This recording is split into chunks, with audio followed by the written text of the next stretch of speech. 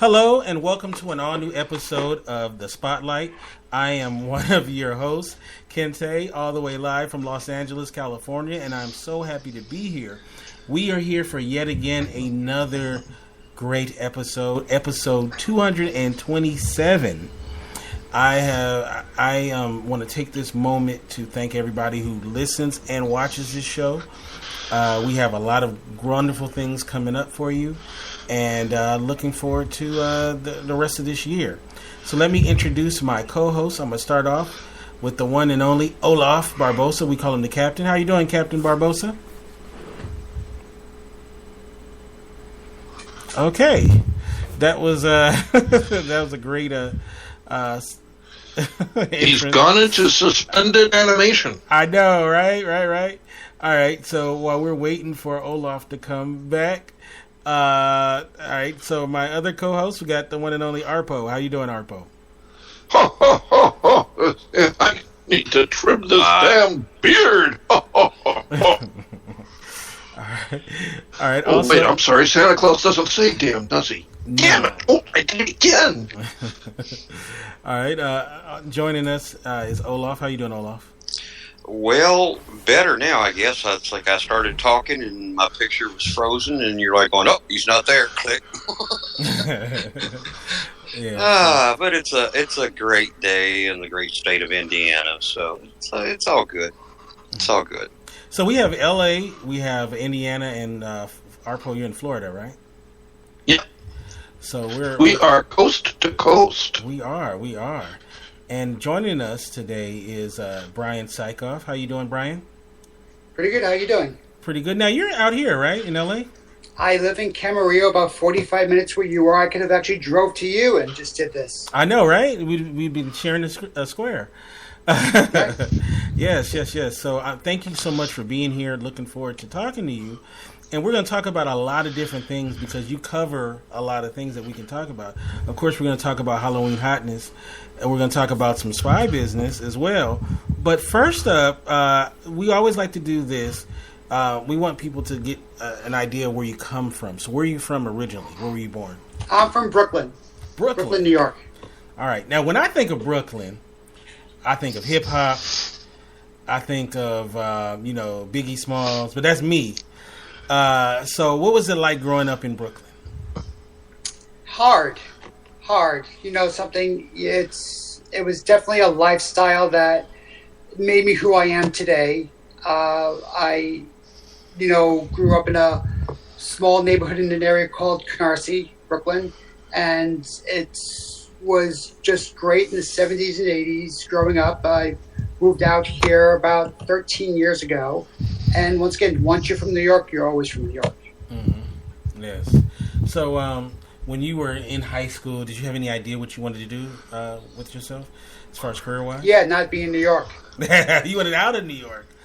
Yeah. The thing is that, no, I didn't. To be honest with you, I went right after high school. I went to work on Wall Street for 10 years. Mm-hmm. So I've actually just kind of fell into a Wall Street career right after high school. And I was there for 10 years. So I made my fame and fortune early, and I just decided to cut out from there. Okay. All right. So you spent 10 years on Wall Street, and then you realized something, that there was more to life, that there was more that you wanted to give to this great society we live in. And what was it that you did after Wall Street? I went to work for, of all things, a video store that my friend was building, and I actually promised that I would actually go ahead and work for them. I did that for a few years. Then I actually moved out here for the post office, also in New York, after a little while. And I transferred with the post office out here in California. So I'm kind of like a jack of all trades. There's not much that I can't do. I'm making you sweat. You okay? You're okay? Okay. Just make sure it'll make sure I'm not making you nervous, okay? No. It's like my air conditioner went out, so it's a little warm in here tonight. What did it go out with? Everybody I know? It's like, yeah, it went out with the furnace. By the way, if you actually have any rain, can you send it to us, please? Because we need some. We need it badly. But yeah, my story is just kind of weird. I mean, I even met my wife on Match.com. Oh wow! So my life is definitely erratic, but it led me to where I am today. So I would never take anything back. All right. Now, let's talk about cosplaying. Cosplaying is something that's come up a lot on this show. In fact, I believe Olaf is an amateur cosplayer, right? When you say? Yeah, probably it's a little bit amateur. It's like I do a little bit here and there, not much. It's like I've started a few times to make a pirate costume, but it just never have. I haven't got it finished yet. One of these days I'll get it. But yeah, I'd say it's like beginner. Now, does this count as cosplaying? Because every year Olaf is a pet Santa and he takes pictures with animals. Does that count as cosplaying, or is that like on the fringes? If you really think of it, though, what is cosplay except dressing up as a character that you like or something like that? So how is cosplay any different than going to a basketball game, a baseball game, or a football game wearing a jersey of a player that you respect, that you like to say, hey, look, I'm with them, I'm with the team. Right.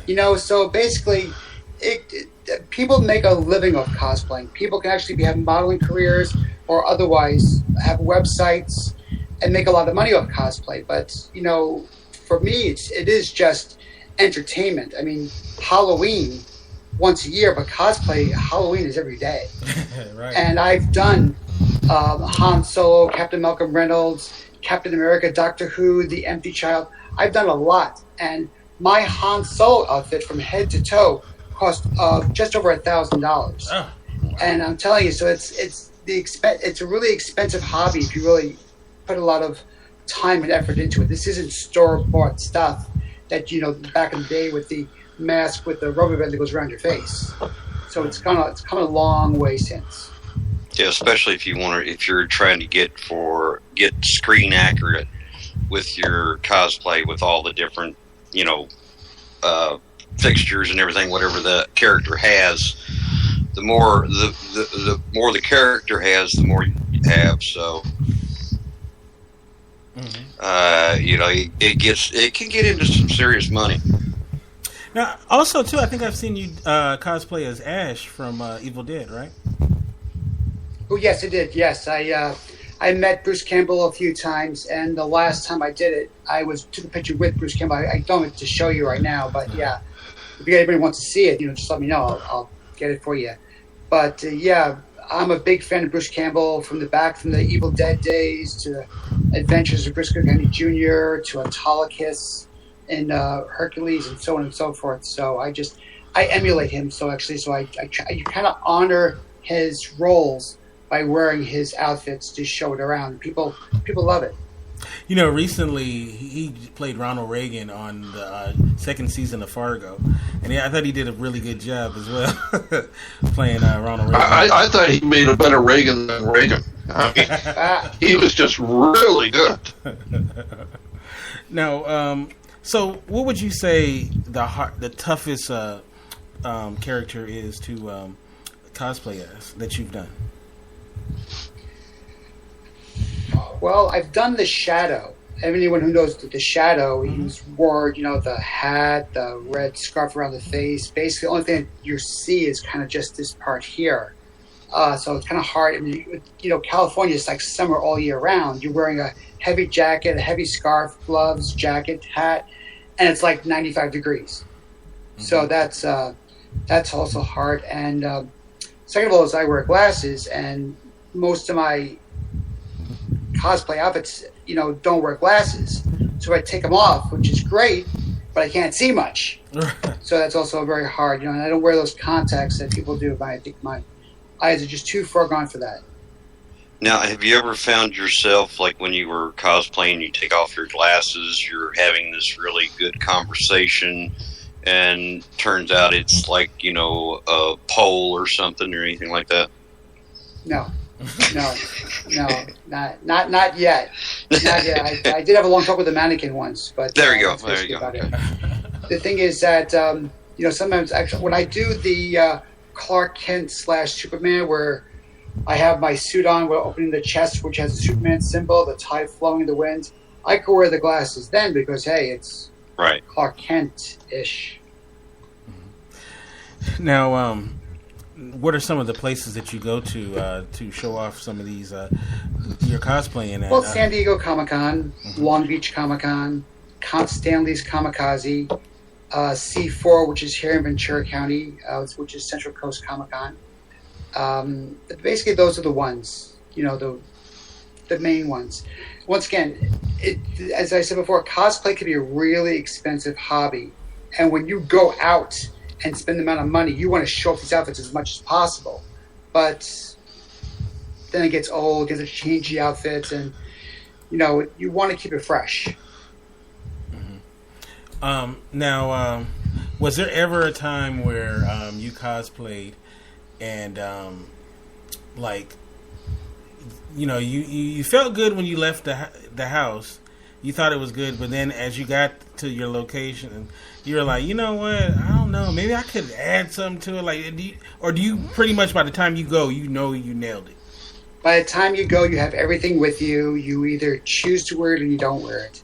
To change anything up, to change is something simple as the gun belt for Han Solo, putting it on the left side rather than the right side.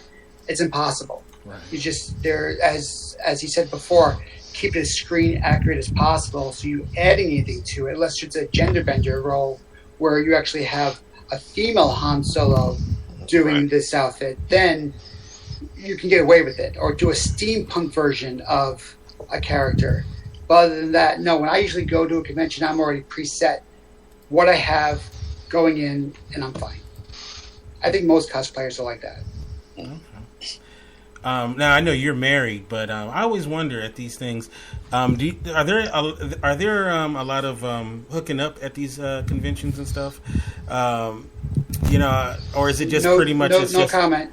No comment. No comment. I'm not talking. If about I can't hook up, no one's hooking up. Okay. That's funny. All right. Okay. So if you're going as Han Solo and the Princess Leia in the metal bikini is not paying attention to you, then all bets are off for everyone. Well, the funny thing about Slave Leia, it's a very popular outfit, and at Star Wars Celebration, there's around 30 of them walking around, and something. I'm all about. There's no shame if your body is your body. So if you're walking around and you actually happen to have a bigger body, big bones, and you're actually out there, strutting your stuff, there's no shaming. Cosplay is a tight world where we respect each other, and there's no body shaming at all. And there's always that saying that cosplay does not mean consent, which means just because I'm dressed like Harley Quinn wearing tights doesn't mean you come over there and slap my butt, because then you get slapped inside of the head. Oh, that's why I'm getting slapped in the head. Darn it. Yeah, that's it. Yeah, that's it. All right, so let's talk about Halloween Hotness. Give us exactly what it is and how to get started and all of that. Well, let me start by saying that my wife's sister passed away from cancer about 2 years ago, and it was pancreatic cancer. I think they believe it. I mean, it killed Patrick Swayze from diagnosis to death in 30 days. My wife's sister, Carmen, lasted a year. Wow. So she's had a full life, just traveling and stuff to lead the rest of her life fully. And when she passed, I had a party that I spoke to my celebrity friends, producers, actors, directors, and so on and so forth. And I put together a party called Halloween Hotness. Hotter Than Hell was actually the first one. And I held it in a little club in downtown Hollywood. It was okay, intimate gathering, maybe around 75 people showed up. And I wasn't going to do it again, because I felt like, okay, this was actually something I did in respect for my sister-in-law to get it done. Then my father-in-law got cancer, and it was melanoma cancer. And I'm like, oh, there's the phone. I'm not going to answer it, so don't worry about it. Let it just die off. And I said, something, I am going to host this one again. I'm going to definitely I'm going to make a difference, and I'm going to have it bigger and better than last time. And I did, actually. I held it at, which you probably know, the Roosevelt Hotel. You familiar with the Yes. Roosevelt Hotel? Mm-hmm. So I rented out the whole second floor of the Roosevelt Hotel. Had big red carpet. So 75 people showed up for the first one. 440 people showed up for this one. Wow. And I had people from actors, actresses, producers, directors, musicians, fashion industry people covering the red carpet, and it was fabulous. It went great. It went better than I can ever expect it. And we donated money to the National Breast Cancer Foundation that year. So that was called Halloween Hotness 2.0, sci-fi and fantasy themed. So this year, 1 month from today, October 15th, is called Halloween Hotness 3 in 3D, Heroes and Villains. Why am I going 3 in 3D? And why is Halloween Hotness 4 going to be the musical? And Halloween Hotness 5 is, I don't know. I don't know where I get these ideas from. I just spread it out there. But we're doing it at the Reserve, which is downtown LA, which is a 1920s bank vault, which they ripped everything out and made it to a club. So it's a cocktail club inside there, but it's really beautiful. It's actually fancier inside than the Roosevelt Hotel looks inside. So it's another step up. And I reached out to the same people. I reach out to new people. I speak to the actors themselves, to publicists, to managers, and so forth. And I say, come on down. And I've gotten a positive response. We're even giving a Lifetime Achievement Award to Anthony Michael Hall that night. Oh, wow. The actor from Dead Zone, Vacation, Weird Science, 16 Candles, and so on and so forth. So, we're always constantly looking for sponsors for the Step and Repeat to put their logo, maybe also on the website.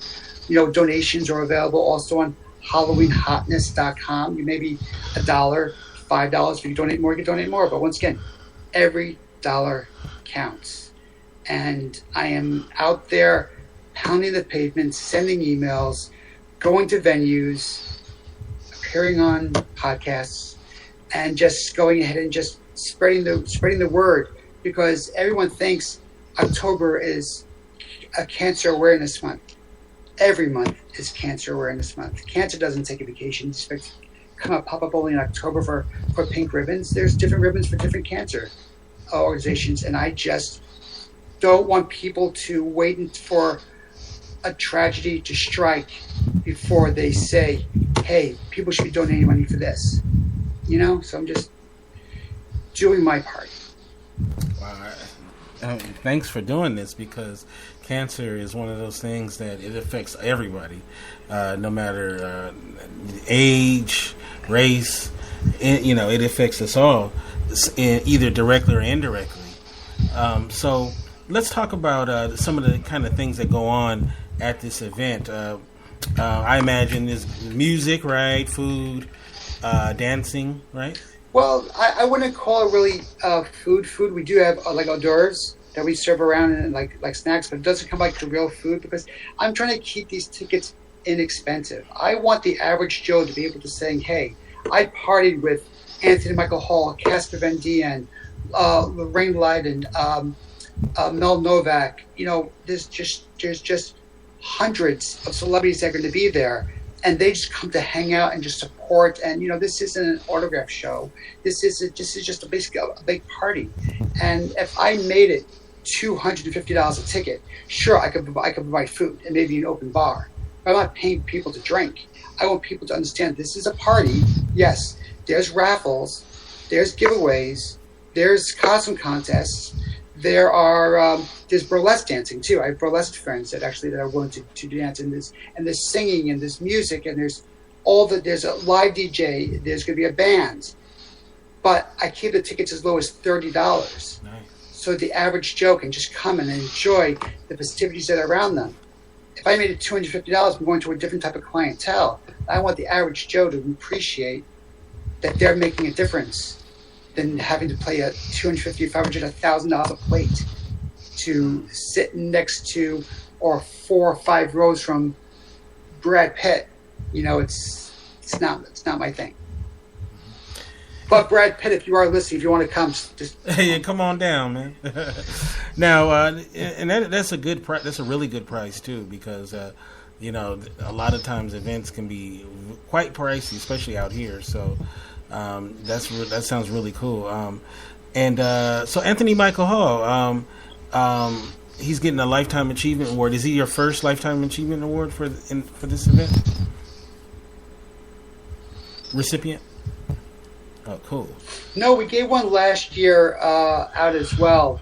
The thing is that to a writer friend of mine who got one, and I'm giving one to Anthony Michael Hall.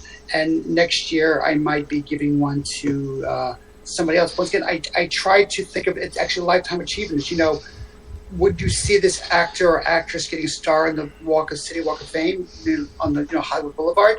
You never know. You know, I try to see these people and see them what of the hard work they've done. Sure, mostly his acting was all 80s related, but something I recognize his work as a. I think we lost a couple of people. No, we're here. Did we lose you guys? No, we're here. Can you hear us? Oh, it says audio only. Maybe it's just me. I apologize. The people who were behind me are gone. Is that what you mean? And you were saying about? So, yeah, we're here. You're good. What's that? No, you're good. Okay. Mm-hmm. Yeah, Anthony Michael Hall, he was recently in one of my favorite TV shows, Dead Zone. Love that show. That just, I guess it's wrapped up a couple of years ago, but so I love his work, Anthony Michael Hall. Now, are there any details about what costume you will be wearing for this? Or are you going to keep it a secret? I'm keeping it a secret right now.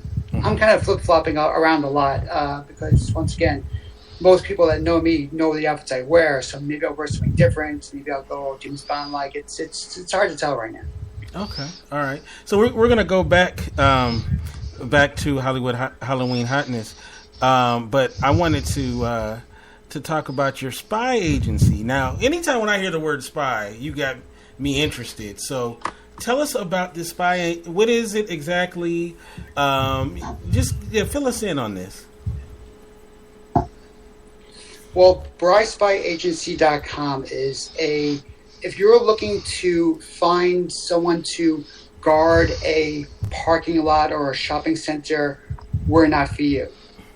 If you're looking for someone to walk around with a patch and a little badge on your shirt, we're not for you either. We are an elite group of individuals who actually have private investigation licensing that can go actually out and help you what you need. We have something that's we do workman's comp cases. We deliver subpoenas. We do undercover things. We can dress as you want us to protect you. If you wanted us in the suit with the earpiece, we can do that. You want us in jeans and T-shirts so we blend into the crowd, we can do that. You think your spouse is cheating on you, we can check that out as well. We have something that's called date bait, where if you feel that your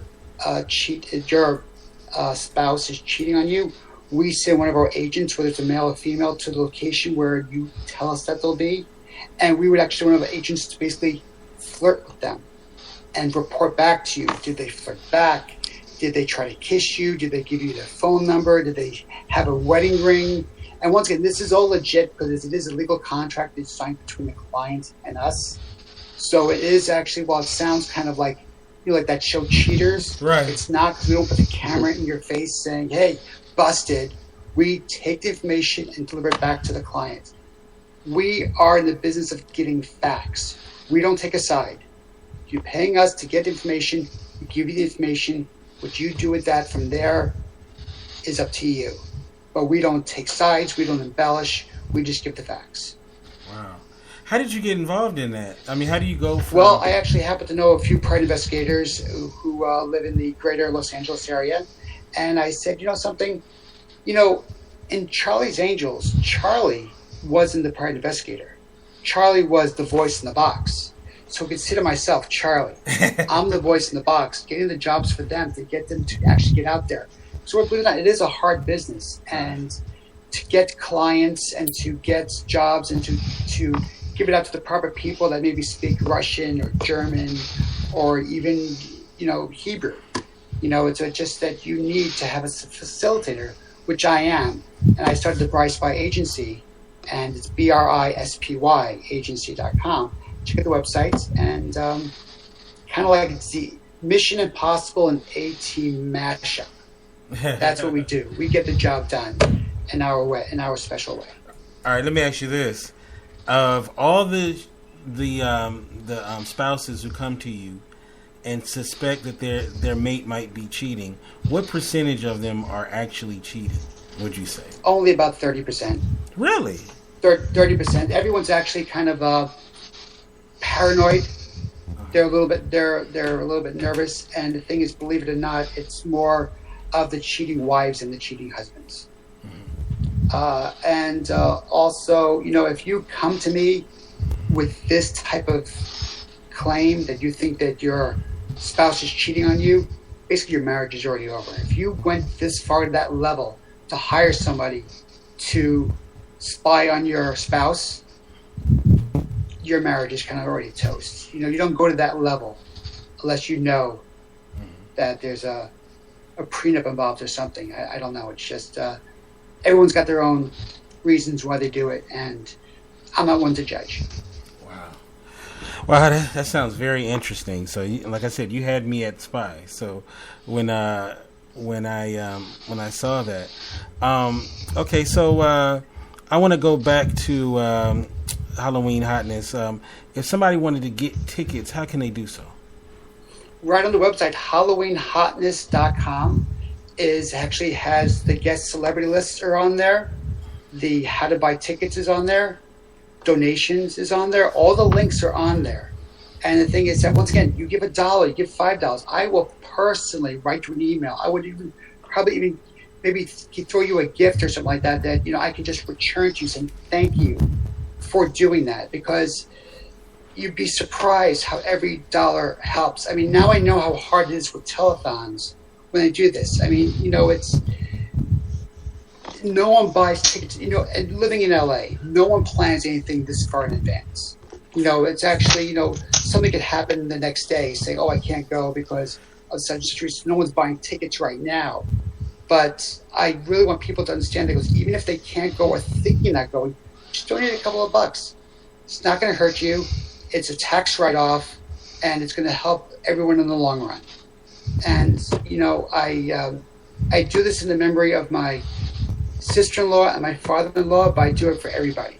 Every time I hear a celebrity passing, like when Yvonne Craig died of breast cancer, the one who played Batgirl, I was going to give her an award, like her family. I was going to give her like a Lifetime Achievement Award for her estate.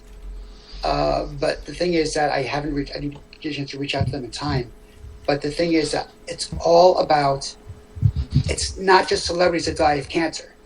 People die of cancer. And the thing is that it's, when you see the CNN little thing about people who died in 2016, Prince and David Bowie and Hugh O'Brien, people die every day. And I'm sure a lot more people die of cancer than of old age. So it's just, I want to do my part.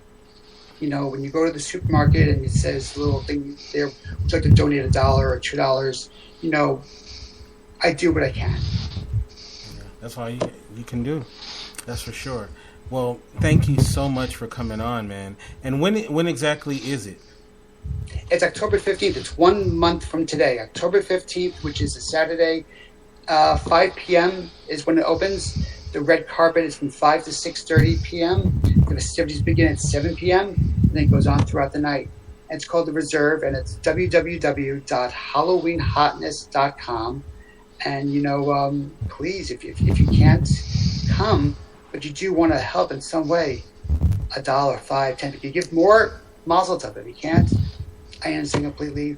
We'll still continue our hard work. All right. Well, thank you so much, Brian, for coming on and sharing this with us. And we wish you all the success, man. Thank you so much. And if you want to come to the party in October, just let me know, okay? I will. I definitely. I believe I'll be in town then. So thank you so much. Very good. So do I click it off now, or? Oh yeah. All right. Thank you so much, Brian. And we're gonna ask Kitty to pop in. Miss Kitty. Yes. And but while Kitty's coming in, I'm going to take the mic and I'm going to turn it over to you, Arpo, for some real Hollywood discoveries. Yes, indeed. You know what? I really love John Carradine. I mean, the man has that wonderful, melodious baritone voice. He was just a great actor. But as I said in a review I did last year in the TMOA Union show, he admits that he's been in some of the greatest movies Hollywood has ever made and a whole lot of garbage. Well, guess which category this one fits in? Let me see. The garbage. I feel sorry for him because originally the opening credits read John Carradine as the Wizard of Mars. Yeah, really nice. Then they re-released the movie and changed the title, and the opening credits read John Carradine as Horrors of the Red Planet.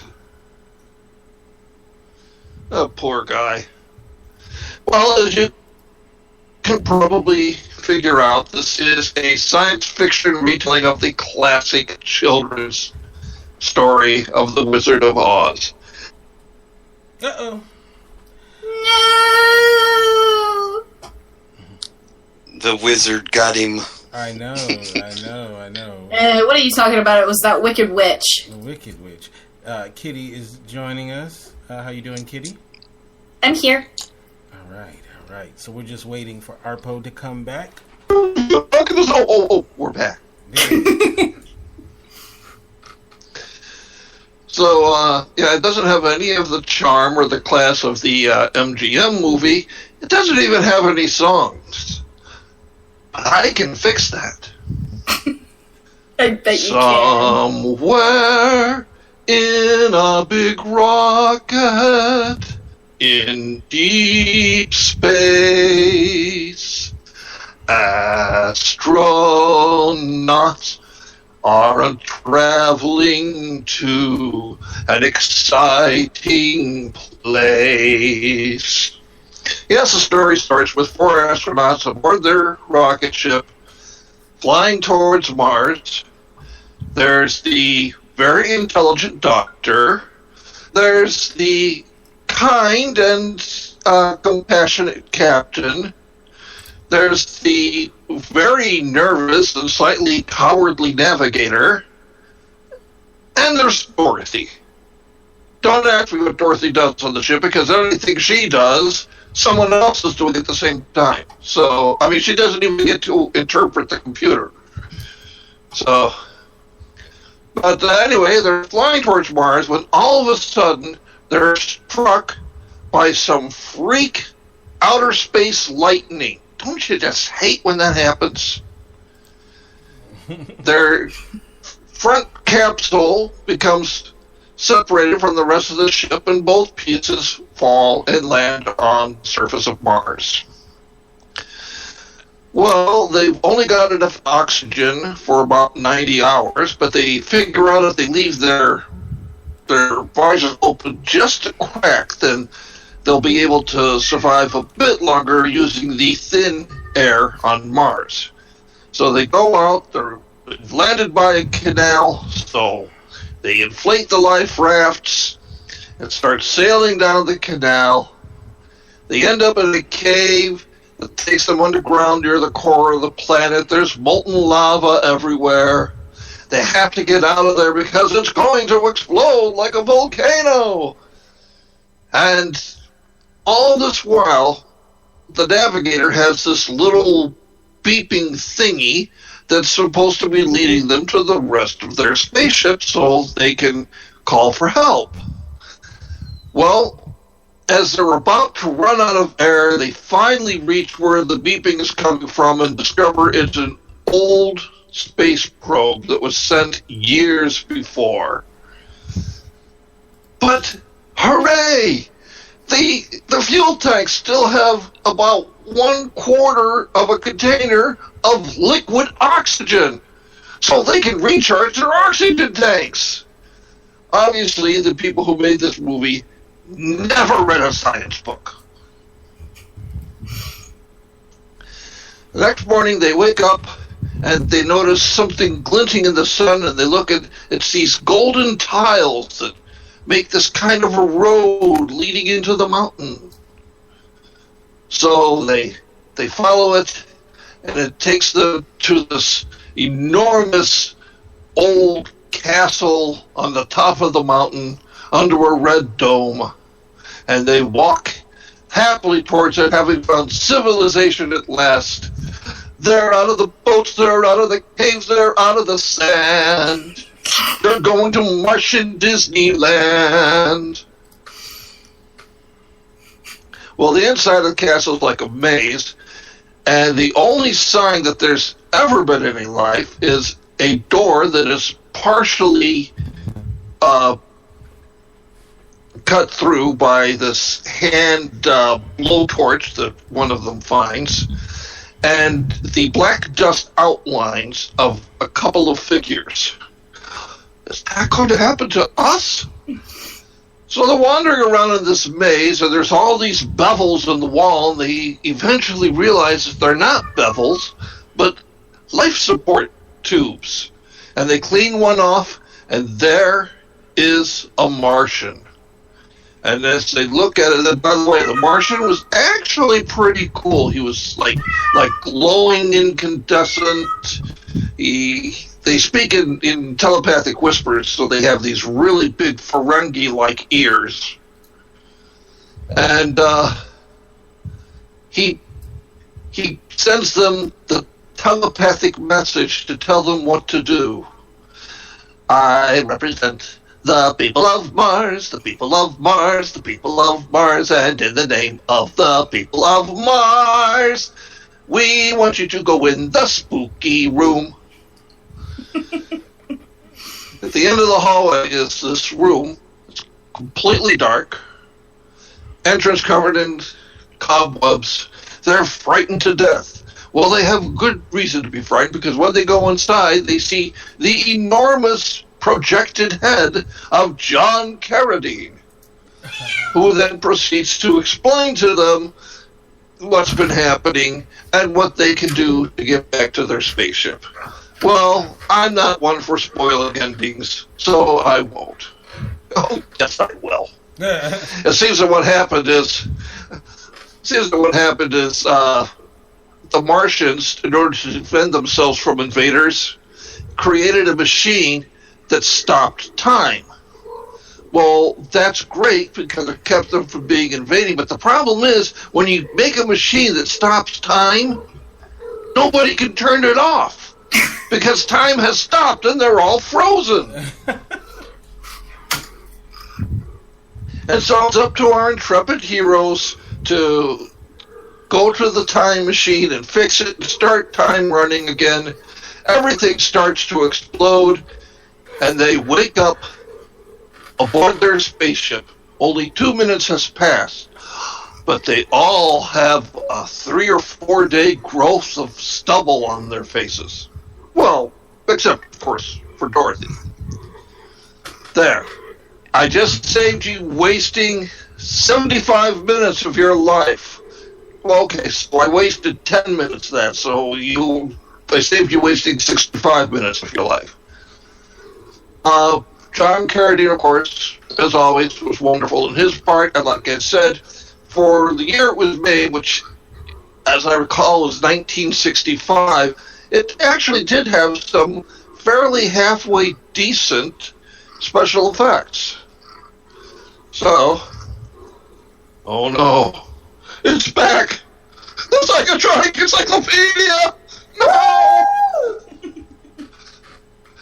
Alright, give me a number from 2 to 802. Come on, kitty. You know you want to. 69. Ooh. My kind of gal. Boy, 69. Dangerously near the beginning.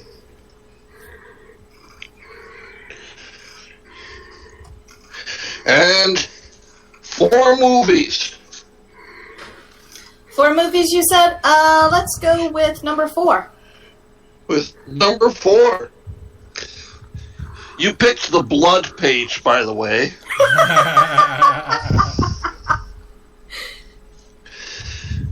And we're going, next week, I'm going to be taking a look at Blood Beast from Outer Space, which is also known as the Night Caller from Outer Space. And, wow, nobody you've ever heard of, but got a mutant alien from Jupiter's third moon with a glowing orb, rents a shop in Soho, places ads in Bikini Girl magazine for models. Oh, this could be a lot of fun. Gee, thanks, Kenny. Anytime.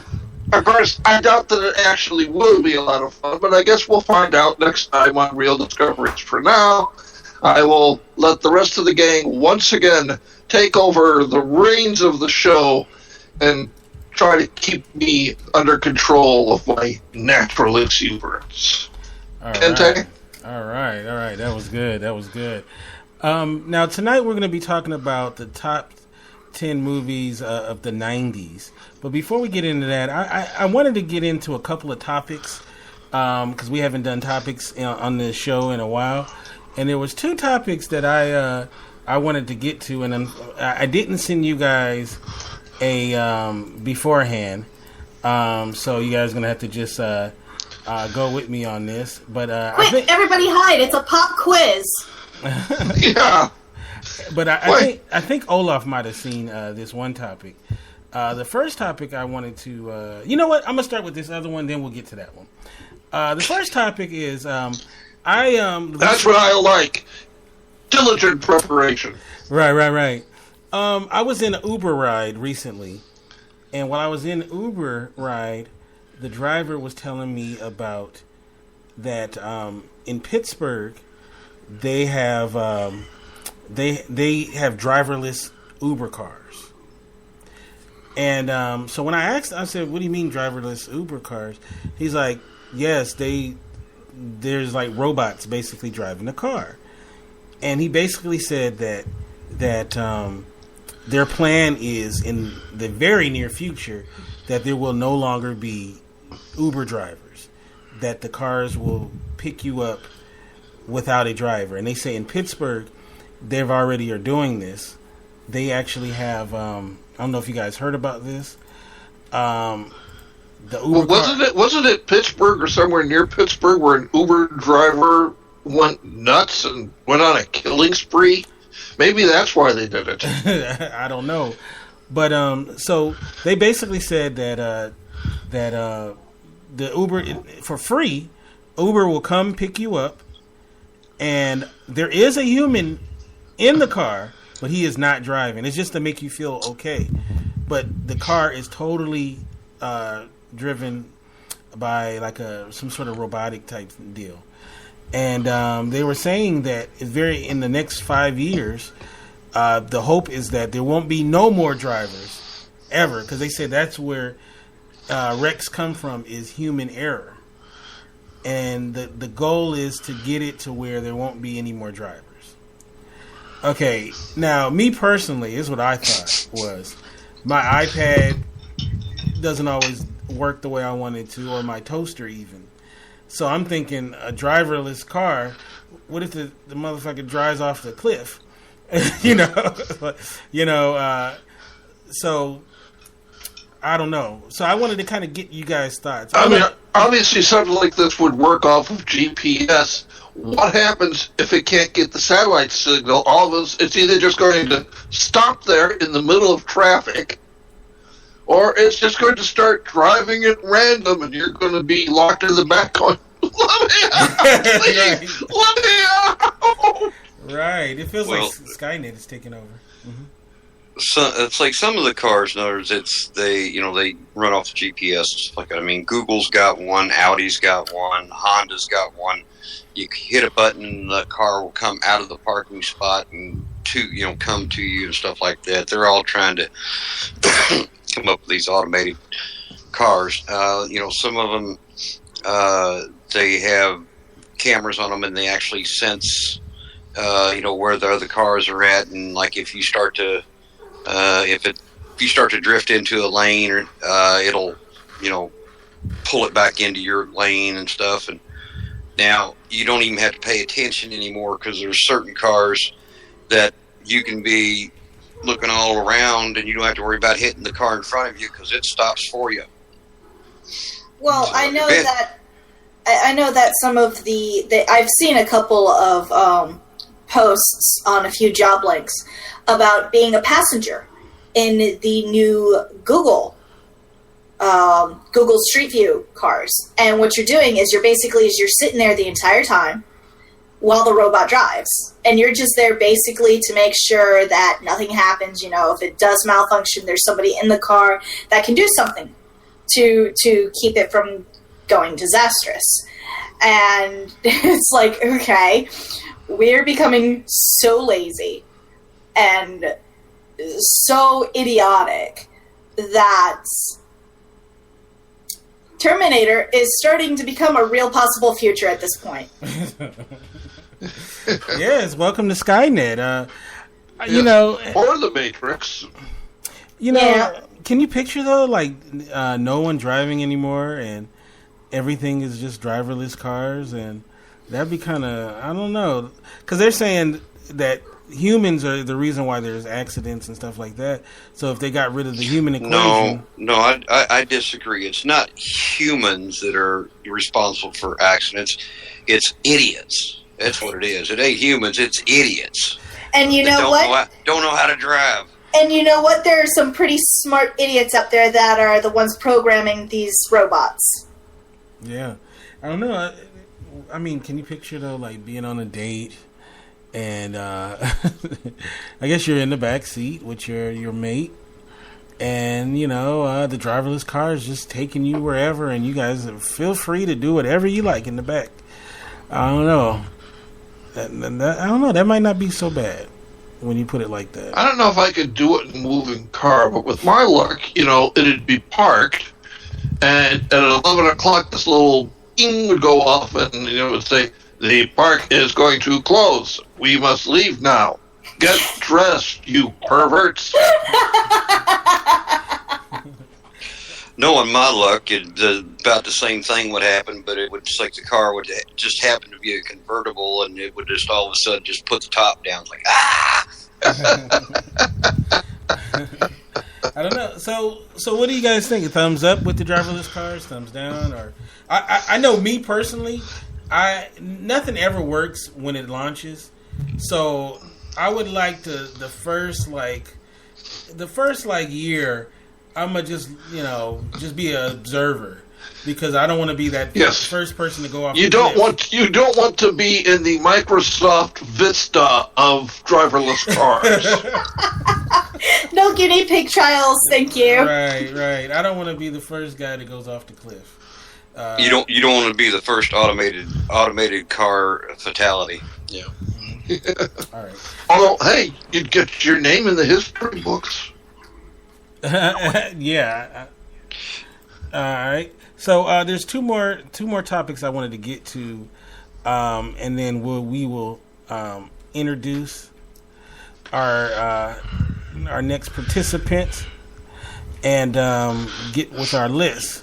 But okay, like you know those hoverboards, right? That everybody's buying. Right, they catch on fire. Those are not hoverboards. Stop calling them that. Well, that's what they call them. No, you know how they're not. They Stop calling them that. They spontaneously catch on fire, right? You guys seen that, right? Yeah, there's I don't know if it's all of them, but there's like one particular brand that's more prone to burn up than the rest of them, I think. Well, that would be the Hotfoot brand. Well, it's not just those that spontaneously catch on fire. Now, I don't know if you guys know about the brand new Samsung Note 7 phone. Yeah. The one that is... That they won't allow you to take on a plane? Right. Not even in your luggage. Them things catch on fire. Have you guys seen the videos on those? Like, literally, there's a video of a guy at a liquor store, and he's, buying something, and all of a sudden, that thing just catches on fire in his pocket. So, like, his jeans are, like, burning, basically, while the phone is on fire. I think people are spontaneously combusting, and they're blaming it on the phones. I think that's what's going on. Oh, is that what it is? No. It's the phone, because the whole time his jeans were burning, the phone was going, "You have 3 unheard messages." Oh, my God. So, the Note 7, Apple is so excited about this news because the iPhone 7, I think either it just came out or about to come out, and I know they're happy about that. Yeah, it's about ready to come out. Yeah. So, I don't know. If I was like an Earth conscious person and had like that Note 7, I don't think I'd want to wear any hemp clothing. That's funny. You got it in your back pocket. You got your hemp pants on, your hemp shirt, and that phone catches on fire. Guess what? Well, I don't know. I guess it could prove out to be pretty nice for everybody. Yeah. Yeah, just don't wear any alcohol-based cologne under it. That's all. That's funny. All right, so make sure that you be careful when you get you a Samsung Note 7. And also, too, I think the government is now recalling it because, remember, Samsung was saying, Samsung's official statement was, there's a design flaw that's making this happen. I'm like, duh. Right. No, really? Right. I'm sitting there like, okay. What genius figured that out? All right, so the last news story that I'm going to get to is one that's definitely weird. And I posted it on my Facebook account, and I tagged Olaf in it yesterday. I don't know if he saw it.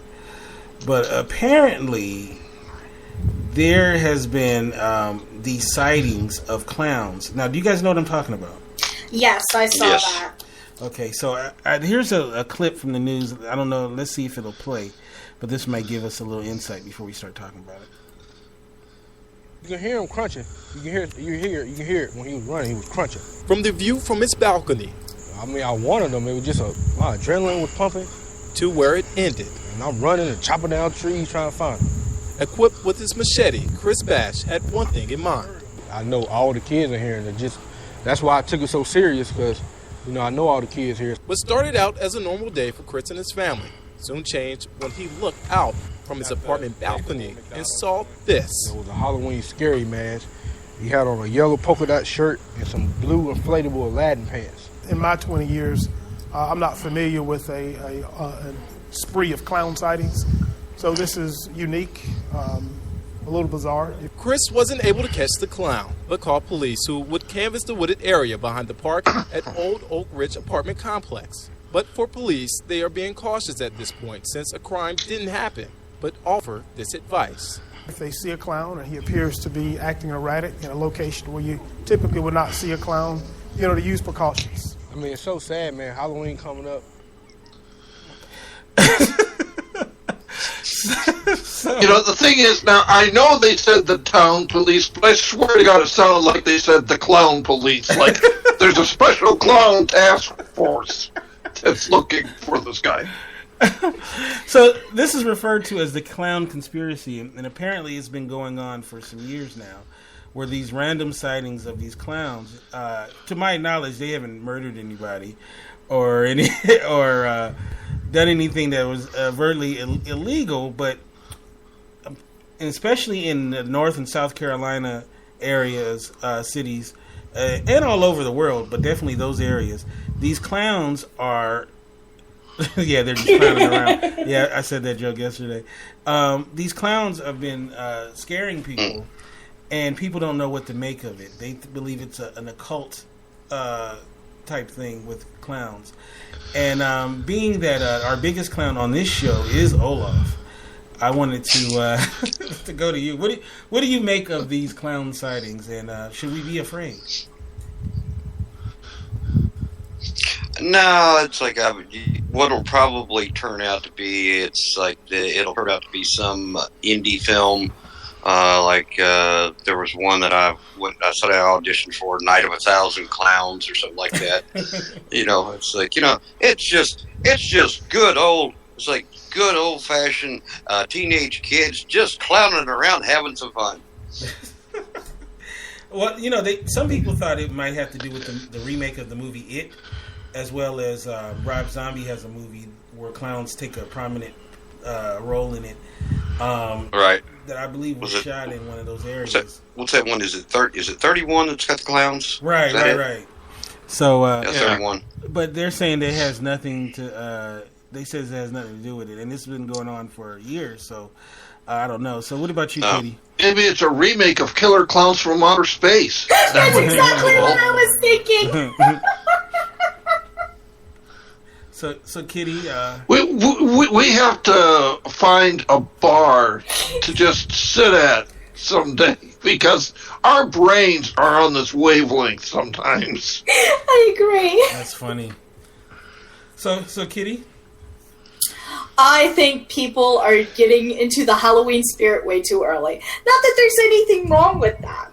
I mean, if you want to dress up as a clown and go around and scare people just by standing there and looking eerie, by all means, do so. You're not going to affect me in any way, shape, or form. But if you are the people out there doing this, please be aware, people tend to freak out. I do understand that is probably your goal in life, is to freak people out, but bad shit happens when people freak out. Just be careful. So Arpo, what about you? What would you do, Arpo, if you came across one of these scary clowns? But probably join them.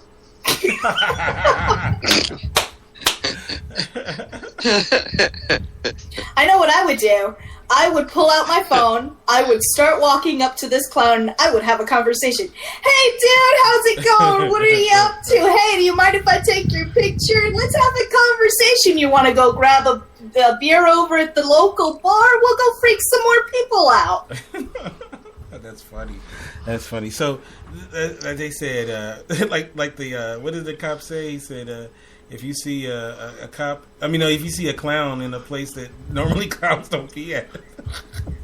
So what do you mean, like at the doctor's I want office? to know where are clowns normally at besides the circus. Out of curiosity. Well, normal. It's like you're saying, like normally where clowns are at. I mean, they ain't never been to none of my family get-togethers, so I mean, Wait, let me play that one more time. That's funny. That little soundbite.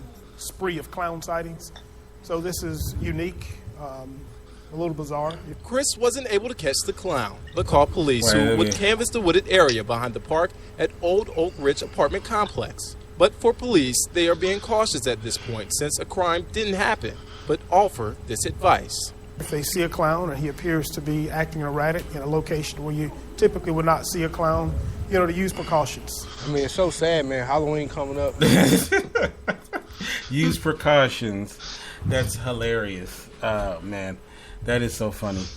All right, so what we're going to do is I'm going to ask Olaf to be the voice of God. I will pipe you in via Skype, and we're going to have King come in, okay? Olaf? We're just a few weeks into the school year. Uh-oh. My bad. All right, so we're going to have Olaf come in as the voice of God and welcome, and let me dial in Olaf.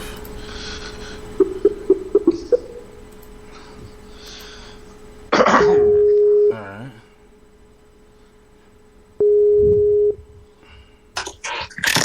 Ta-da! All right. Penguin, how you doing? I'm good. All right, did we have you, Olaf?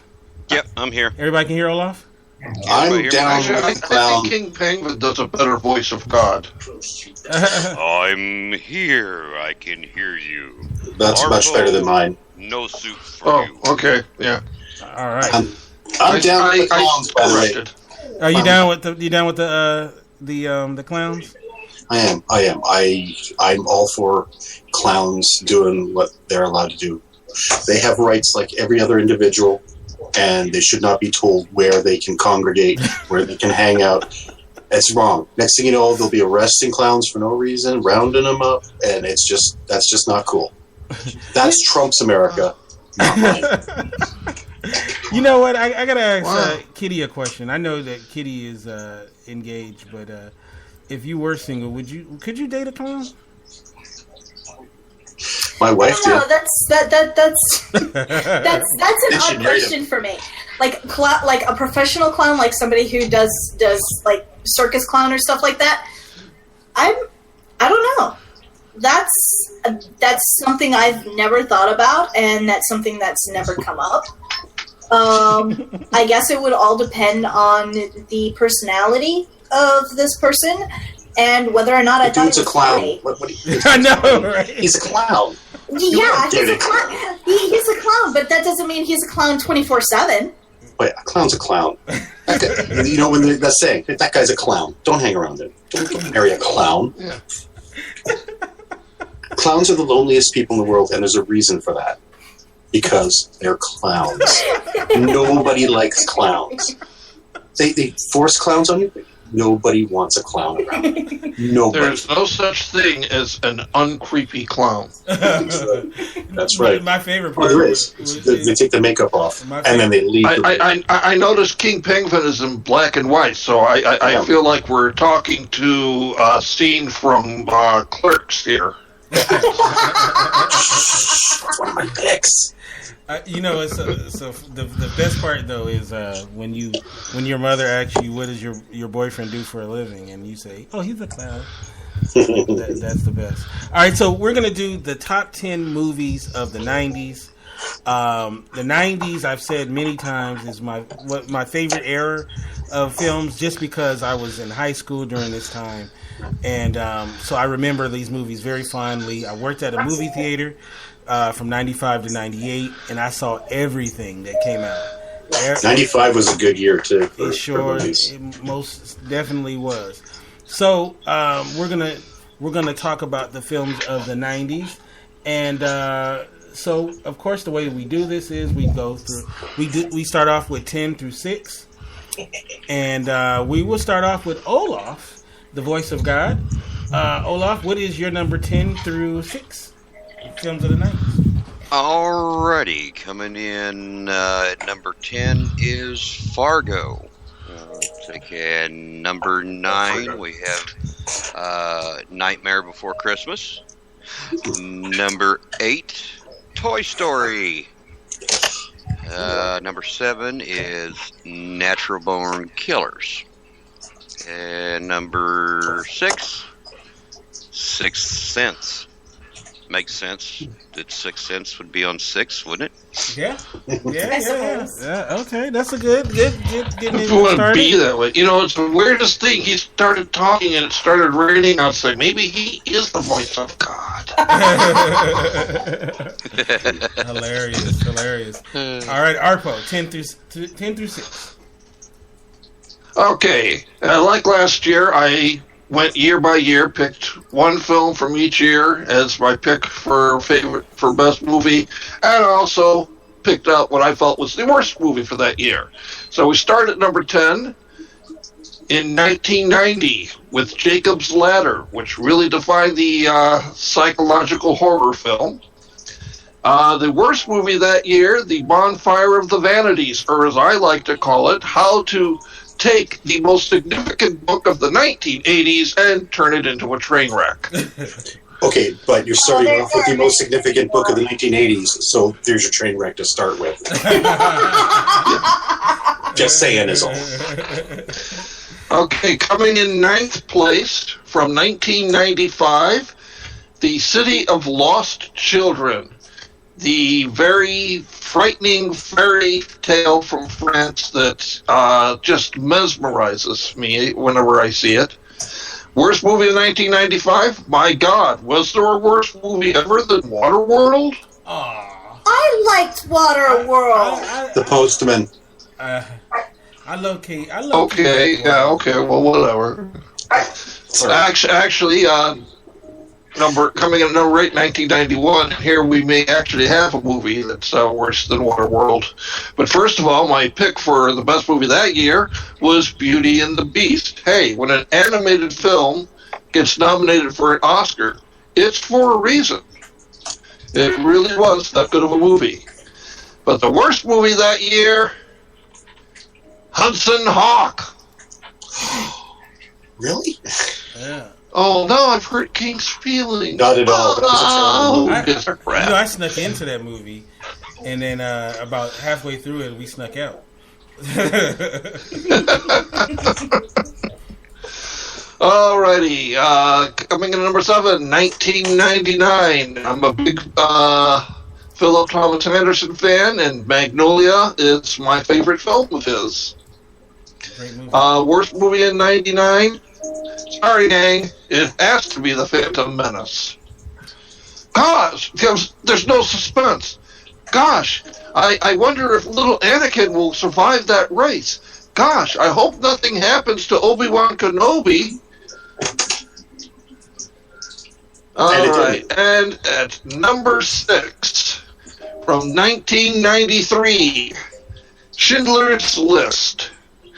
Stephen King's one big Oscar winner, and once again, for a reason, it's a brilliantly conceived Stephen film. King? Yes, I probably did, because, he's the best. But Steven Spielberg, he's not chopped liver either. But what is chopped liver is my pick for the worst movie that year, Mr. Nanny. Hulk Hogan proving why wrestlers shouldn't be actors unless they're The Rock.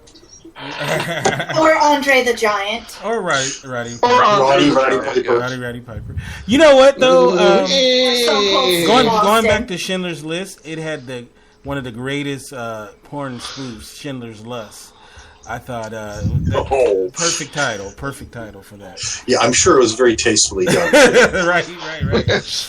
We're going to set up porn during the Holocaust. Right. It can be black and white. All right, Kitty. What is your 10 through 6? All right, 10 through 6. Now, this was really, really hard for me to get through. And a few of these I debated on until last second. In fact, I made last second changes as we were doing the show. So, coming in at number 10 for me is Men in Black. Number 9, Fern Gully. I love that movie, I really do. Number 8, Goodfellas. I thought that was a really good movie. Great movie. Number 6. Oh, 7. No, 7. Yeah, 7, okay. Silence of the Lambs. And, let's see, 10, 9, 8, 7. Okay, so number 6, Independence Day. I saw this one in theaters at the age of 13. I loved it then, I love it now, and I'm actually kind of looking forward to the sequel. No, don't watch that. That's terrible. It's like the one of the worst. And the first one wasn't. Okay. No. No. The sequel. I enjoyed No. it Wait a minute. movie. The sequel makes the first one look like Gone with the Wind. That's how bad it is. So yeah. All right. So King. So what's your 10 through 6? Well, as you know, I'm more verbose about these whole things. So I'll try to keep it light and low this week. Okay. So my number 10 is going to be because I think 90s was great for the beginning of or a resurgence of independent films, and so I'm giving it to Clerks. I loved Clerks because it was raw. It was speaking to my generation, and it was about nothing, which I enjoyed. I'm not a big Star Wars fan like Kevin Smith, but I dug what they were doing in that movie. Enjoyed the heck out of it. Number 9, Leon the Professional. Great movie. Natalie Portman was awesome in that. Wait. Okay. Wait, I got something for you. Oh. Bring me everyone. Everyone! I was going to say a little bit over the top by Mr. Oldman, but generally speaking, a great film. There's a great feel to it. It's I like the subtle moments in it. The whole thing with the plant and how the quiet moments are the best things about it. When you think it could have been over the top and everything, the little girl wants to be killed, and there's this weird kind of dynamic because you're worried that this girl's falling for this guy who's older. That it's a kind of taboo thing, which could have gotten creepy, but it wasn't because his character was so divorced from like real emotion. Because of what he was. It really worked well. I thought the dynamic was great between the two. So I love that film. That was number 9. Number 8 is where he didn't do so well in The Phantom Menace. He was awesome in Trainspotting. Ewan McGregor, Trainspotting. Loved that movie. There's some scenes you just never forget. The baby on the ceiling, Scotland's worst toilet. But overall, and the whole scene in the bar where they're shouting at each other in such a thick dialect, they have to have subtitles through the whole thing. Great movie based on a really good book, and I enjoyed the heck out of it. So that's number 8. Number 7 is 7. David Fincher. I remember when I saw this in the theater, and the first thing that blew me away was the scene when they're going into the house where the fat guy is, in the face of SpaghettiOs. They walk in, and they're in the top corner of the screen, and they're shining a light across to the other side to look. And so through the whole time, instead of just passively sitting back to watch a film, your eyes are going all over the screen. You're following the light and everything, and you've got your main characters here, you've got whatever they're looking at over here, and he was like, he made you look. He made you want to not look. The opening was amazing. Shh, dog. The opening sequence there, just the opening credits, I mean, that just blows you away right from the top. You knew you were watching something that's disturbing and weird. And then other people have taken that aesthetic that he had for this film and kind of ran with it. And you had your Saw movies and stuff like that, which, forget those. But that movie, blow you away right away. And then that puts me to number 6, which came out the same year. In fact, a lot of the movies I like came out in the same year. 12 Monkeys. Great movie. Terry Gilliam's film. I saw that twice in the theater when it came out. I was just, because I was watching it and going, okay, is he mad? Is this real? Is the paradox there? What does the last line mean in that film? I mean, where she says, I'm in insurance. Does that mean she's going to make sure that everything carries out as it's supposed to? Does it mean she's insurance that she's going to get the cure to bring to the future? You don't know. But you knew it wasn't about saving people in the past. That everyone to those guys was dead already. So it didn't matter to them. So many great little moments, and there's so many moments to make you wonder, okay, is this all happening in his head? Is he actually a crazy man? Or is he drawing other people into his madness? Or is he actually a time traveler? Love that film. So there you go. There's my top 6. 12 Monkeys. And the score for 12 Monkeys is great. It's just a really good... It's the best Brad Pitt performance I've ever seen from him. That's the performance that won me over back to Brad Pitt. That and 7. Yes. Because before that, he was the whiny, crying guy. And he sort of did that in 7. But those two performances that came around the same time, I'm like, okay, you know what? This guy's actually a good actor. So, yeah, great movie. All right, so let me get to my 10 through 6. Number 10 is look, I'm a big Stanley Kubrick fan, and my number 10 on my list is 1999's Eyes Wide Shut. I just love that movie. That movie is so good on so many levels, and it's definitely one of his. It's the last movie that he made, and it's a movie that I've watched like a million times. I think it's a fantastic film. Number 9 is this movie is arguably, some may say, the greatest sequel of all time. Terminator 2: Judgment Day.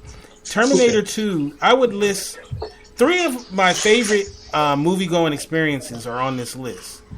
And I'm talking about where I had such a great time when I went to the theater and watched the film. And Terminator 2, I don't know if you guys, if Kitty can understand this because she's young, but before Terminator 2, there was nothing like that before. It was nothing that movie just blew your mind because you never seen a special effects like that. It was like totally something that was fresh. And it's hard to really understand that because now there's been so many stuff since then. But Terminator 2, I remember I saw it like 4 or 5 times in the theaters. I just couldn't watch it enough. It was a fantastic film, and it holds up. It's still awesome years later. And Robert Patrick, you know, it was an outstanding. You know what's so great about him in that film is that he hits so many notes. Because he's like not as physically intimidating as Arnold Schwarzenegger, but he pulls it off. Like, I mean, it's such a great performance by him in this film. Yeah. So I can go on and on. Number 8 on my list is continued on that line of special effects, and it was one of my great movie-going experiences, and it's Jurassic Park, 1993's Jurassic Park. Because Jurassic Park was the same way. Like, you'd never seen anything like that as far as visually. And the cool thing about it was, had no idea what you were really in for when I went to go see it. Because I remember the way that they promoted the film was, they promoted it like, it's Michael Crichton, it's dinosaurs, and Steven Spielberg. You know you want to see this shit. You know what I mean? Like, they didn't show you nothing. That's how they promoted it. And it was like the #1 film until Titanic, like 4 years later or something like that. As far as box office. Great film. Still holds up. Way better than the sequels. And Steven Spielberg when he was at his best. Number 7 is 1996 Fargo. Fargo, look, first of all, the Coen brothers are a treasure.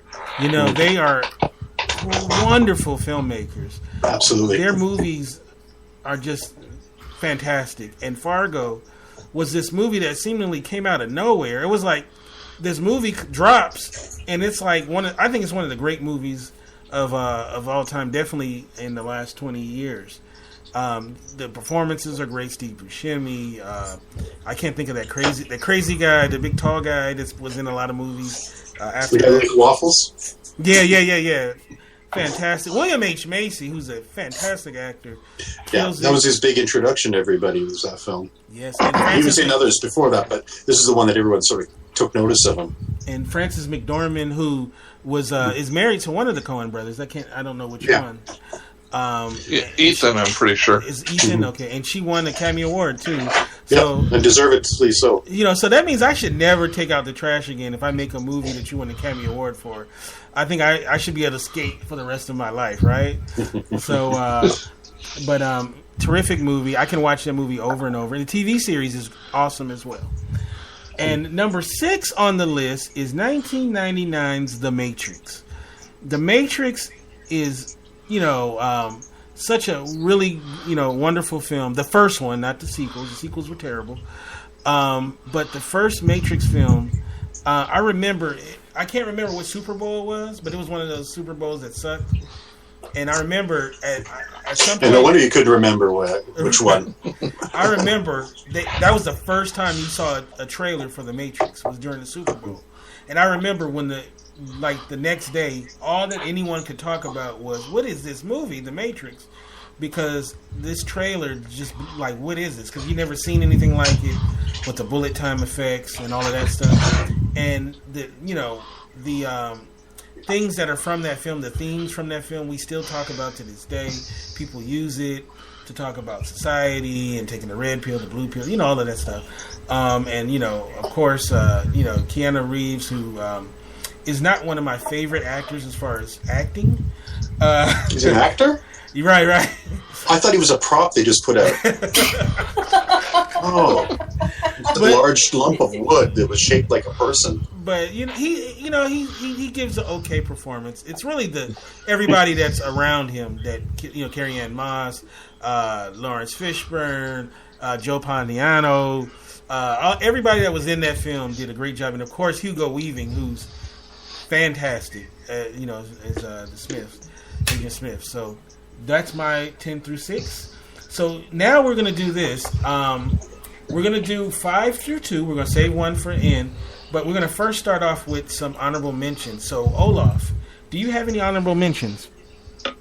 Yes, actually I do this time, because, you know, you start looking at all the different movies, and it's hard to pick just 10. So, I have, for my honorable mentions, I have Silence of the Lambs, Beauty and the Beast, Lion King, Matrix, Pulp Fiction, and Goodfellas. All right. Okay, that's good. All right, so what's your 5 through 2? Alrighty, so number 5, we have Edward Scissorhands. Really? Okay. Yeah, I thought that was a good one. I liked it. It's like how they got his hands going, so that was pretty cool, I thought. Number 4, Dances with Wolves. And number 3, Dracula.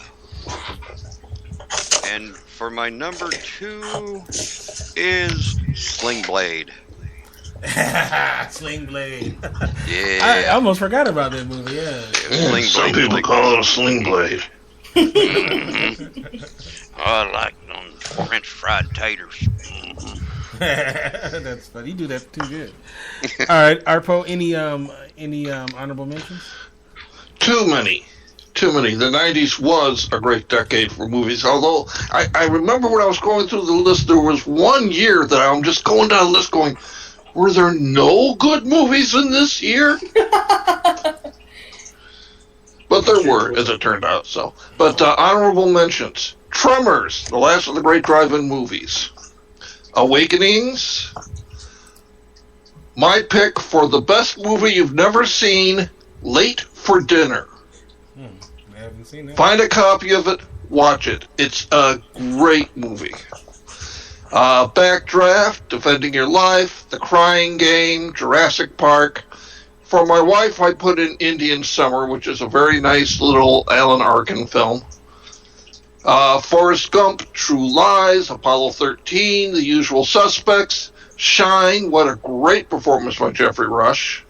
The Birdcage, Face Off. You get to see John Travolta kill, plus he has a happy ending for my wife. As good as it gets. One of my favorite Irish films, Waking Ned Devine. Oh, love that one. I forgot about that. One of Ian McKellen's best performances, Gods and Monsters. Office Space, The Matrix, The Sixth Sense. Okay, let me say something about Face Off real quick. Face Off, I really liked when I saw it initially in the theaters. I seen it like last year, and I couldn't even sit through it. It's terrible. It was pretty bad. I'm like, was I on crack then? Like, yes, you were. I guess so. You were high on the fumes coming off of the projector. You know what's so weird though? Broken Arrow, I saw it again too. I actually preferred that over Face Off.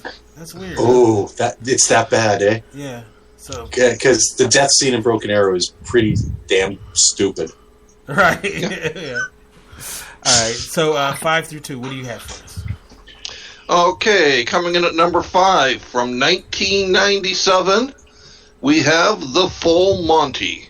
Oh yeah. A great British comedy. Maybe the best one they put out that year. Absolutely a delight. And lots of naked men for our dear little kitty. Worst movie that year? Oh boy. Hang on to your seats. Don't throw things at the cameras. Worst movie that year? Star Wars, the special edition. They took a movie that when it first came out 20 years before, I swear to God, I saw that movie so many times that the manager of the movie theater started letting me come in for free because he was feeling guilty about charging me every week. And then they ruined it.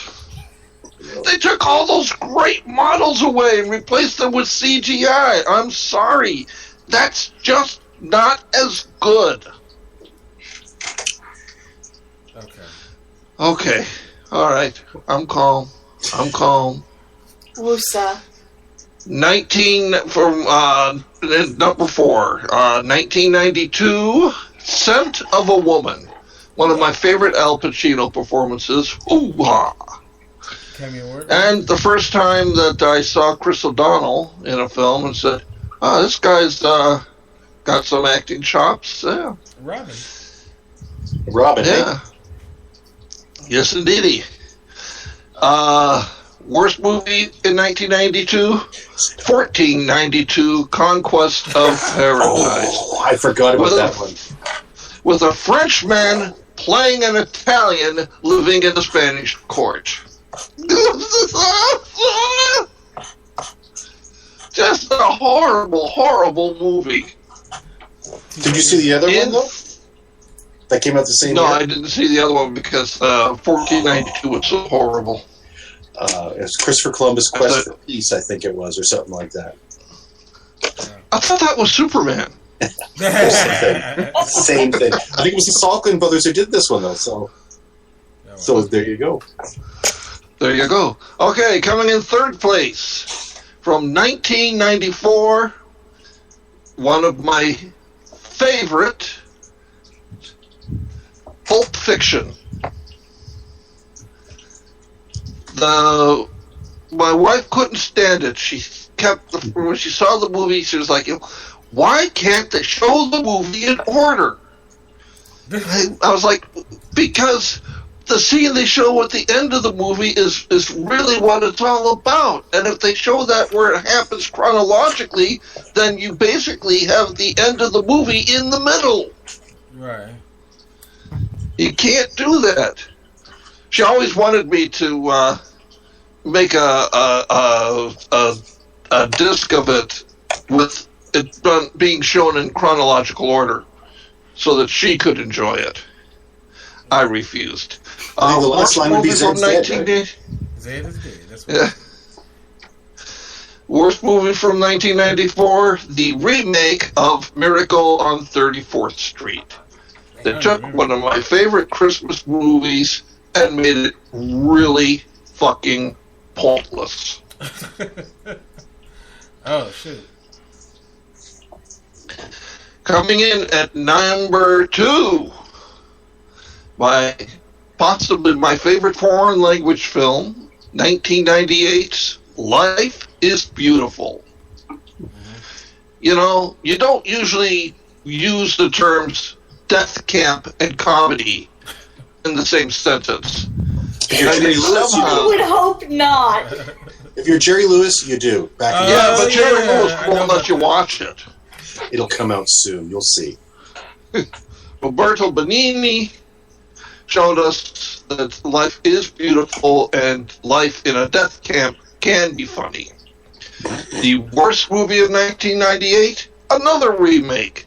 Gus Van Sant's shot-for-shot remake of Psycho. Right. Proving that you cannot put lightning in a bottle. And you can't get Vince Vaughn to act. No. Even if you try really, really hard. All right, Kitty, honorable mentions? I actually have 6 honorable mentions, and a lot of these I really wish could have made it into my list. And there are so many more than are on the list that should be on the list. I have Edward Scissorhands.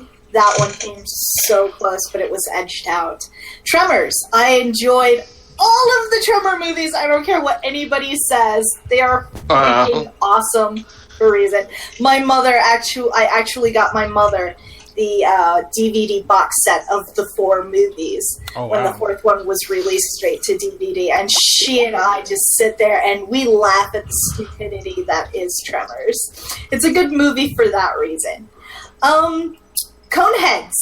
A lot of people don't like Coneheads. I don't understand why. It was a really good cult movie. You know, it's corny. It's super fucking corny, but that's what makes it great. Coney. Well, it's a 1.5 hour Saturday Night Live sketch from the days when a Saturday Night Live sketch could run for an hour and a half and still be funny. Exactly. Nowadays, they can't run for 5 minutes and be funny. I know. No, the kids nowadays. Not as funny as my day. I've seen some of the older ones. They weren't funny. Kids nowadays will never understand. Not funny. They'll never understand. She looking like a man. Never understand it. Anyway, continuing on with my honorable mentions. Tommy Boy. Love Christopher Lee. I miss him so much. One of the greatest. Rush Hour. And the only other animated feature to make it onto my list, Mulan. I enjoyed Mulan. All right, Mulan. Okay. So what's your 5 through 2? 5 through 2. At number 5 is the original Teenage Mutant Ninja Turtles. I hate what they've done with them nowadays. I enjoyed the suits. I wish they had brought the suits back when they were going to redo that. Number 4 through 3 number 4 through 2 were really fighting for number 1. They really were. Number 4, Army of Darkness. Number 3, The Fifth Element. And number 2, The Green Mile. Now, if you've seen The Green Mile, but you've never read the book or the short 6 series, Rita Hayworth. Do it. Oh no, I'm sorry, that's Shawshank Redemption. Do it. One of the greats. Yeah, The Green Mile was good. Definitely. Heartstrings right there, just yanks them. All right, so Penguin, is there any honorable Tons, which I like the 90s more than the 80s, and I wish it was there last week, because I did have a good list for the 80s. By the way, number 1 was Blade Runner. Okay, anyways. So my honorable mentions, 2 Coen Brothers films, which I loved, which was Fargo and Miller's Crossing.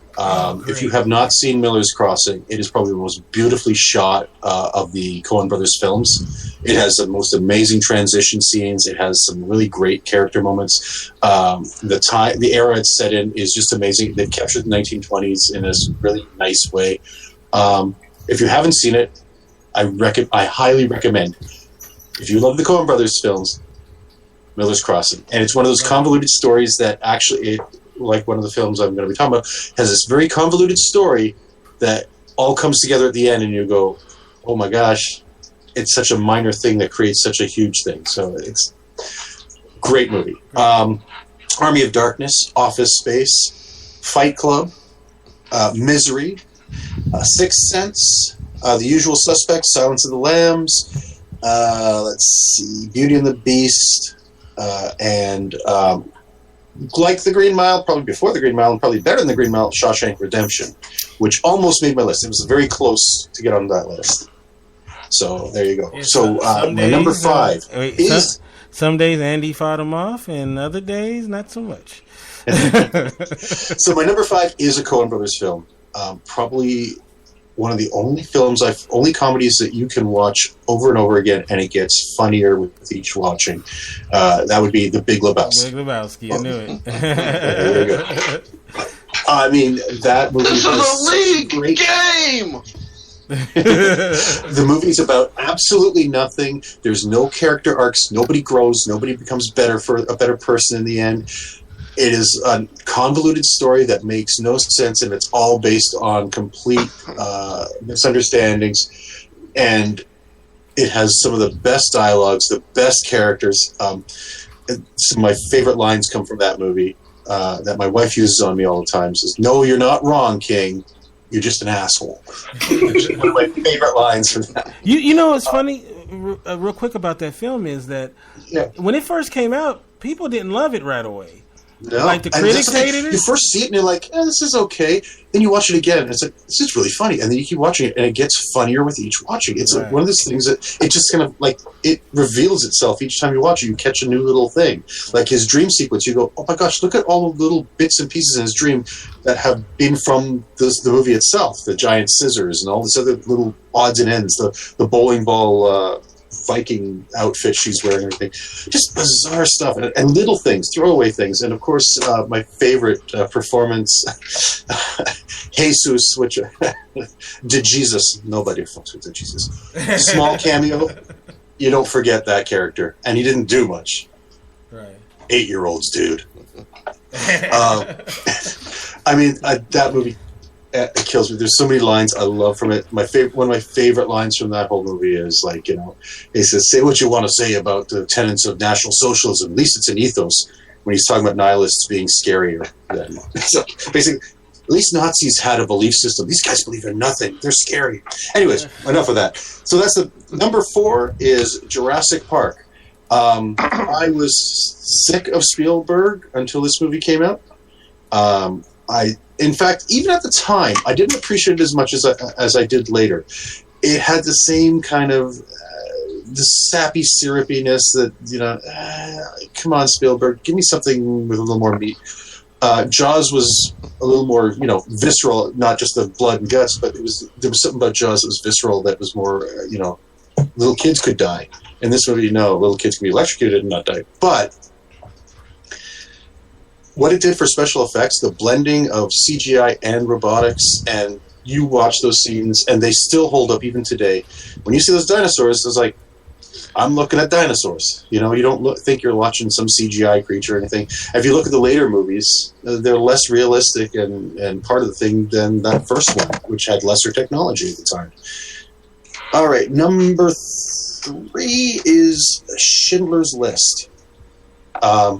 Once again, Spielberg. And this is the Spielberg movie when he actually said, okay, I'm going to be serious. I'm not going to be schmaltzy and everything. And there was just something about that film. I mean, I think the scene that got me the most was when they've got the death camp. They're driving to the death camp, and you realize the entire roadway is basically Jewish headstones that have been turned into their pavement, I guess, or whatever, just the roadway. And it's like, okay, that got me the most watching that film. And it wasn't the girl in the red. You'd think that would get you more, but it was that scene that really, got me going, oh my God, this is really bleak. And it was a great film all around, great performances. The fact they did it in black and white was probably an excellent choice, because in color, it would be even more grisly, because they would have to keep it muted and dark anyway. And when you've got the somber colors, it'd be too oppressive. At least the black and white kind of, you got the feel, but at least it was sort of a distance you could have with black and white. You didn't feel like, it gave you a little bit less despair. And Ralph Fiennes. And Ralph Fiennes, oh my God. Yeah. That performance. I mean, his first line in the film, right? Where they're just talking, here's the ghetto, and he just looks and goes, yeah. Why is the fucking roof down? I've got a cold. And it's like, wow, this guy is just like so cold and so. And he wasn't like super villain evil either. He had this weird twisted thing going on in his head where he's justifying what he's doing, and you can almost see a guy who's running a death camp who's justifying doing some horrible things and going, I'm not a bad guy. I'm just this is just something I have to do, and there's reasons, and yet he's psychopathic and at the same time trying to be normal too. I'm cultured on this, and I guess in a way it almost kind of encapsulates that time. Those you have Germany, which at the time was a place of great industry. It was a place there was a great art scene. It was like just before the Nazis came in, you had amazing stuff going on as far as cultural and arts and everything. And then these people came in and the country accepted them. And it was like the split personality of the country is encapsulated in that guy right there. Anyways, I'm going to keep talking. Number 2 is Pulp Fiction. Reservoir Dogs made me like Tarantino. Pulp Fiction made me love him. As much as I don't like listening to him talk, I love listening to his films and listening to the dialogue and the kitsch and the throwbacks to the 70s and everything else. Loved it. And Pulp Fiction is my number 2. Yes, great list. Great list. Definitely, I can't argue with anything that you had on there. All right, so what I'm going to do is I have a long list of films that we're going to argue with all of yours. All right, so I'm going to really quick. These are my honorable mentions. I have quite a bit of them. New Jack City, Friday, House Party, L.A. Confidential. L.A. Confidential. I can't. That was so hard. I wanted that to make the list so much. That was a good movie. It's such a great movie. And anyway, Shawshank Redemption, Fight Club, Good Will Hunting, Goodfellas, Saving Private Ryan, Silence of the Lambs, Leon the Professional. I had to do that. 7, Scream, and Casino. All right. All of those are really excellent films that I love. All right, so here we go. 5 through 2. My number 5 movie, once again, like I said last week, with Scarface being... every brother that's my age has Scarface on their list, right? Also, every brother my age has this movie, 1993's Carlito's Way. Carlito's Way is a movie by Brian De Palma, who's one of my favorite directors, starring Al Pacino. Terrific movie. I've seen that movie 100 million times. Me and my friends, we used to quote the movie, knew all the lines from the movie. Great movie. If you haven't seen Carlito's Way, it's the first time I actually seen Sean Penn in something. Like before that, I couldn't stand Sean Penn, and you can't stand him in this movie because he's a real slime ball.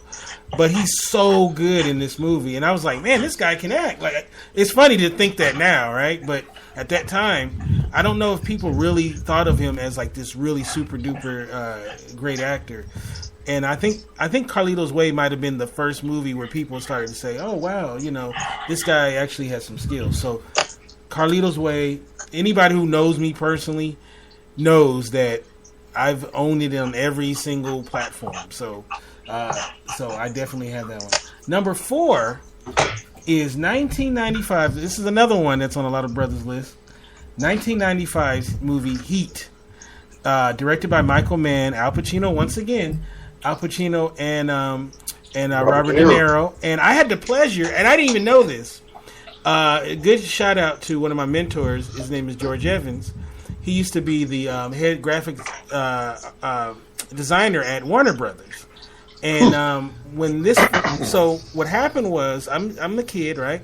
I'm interested in film, and he allowed me to come to the Warner Brothers lot. And when I was there, okay, I'm gonna tell you what was going on at the lot that day, which was so awesome. They had a little movie called Space Jam they were filming, and there was I'm a big NBA guy, right? Michael Jordan,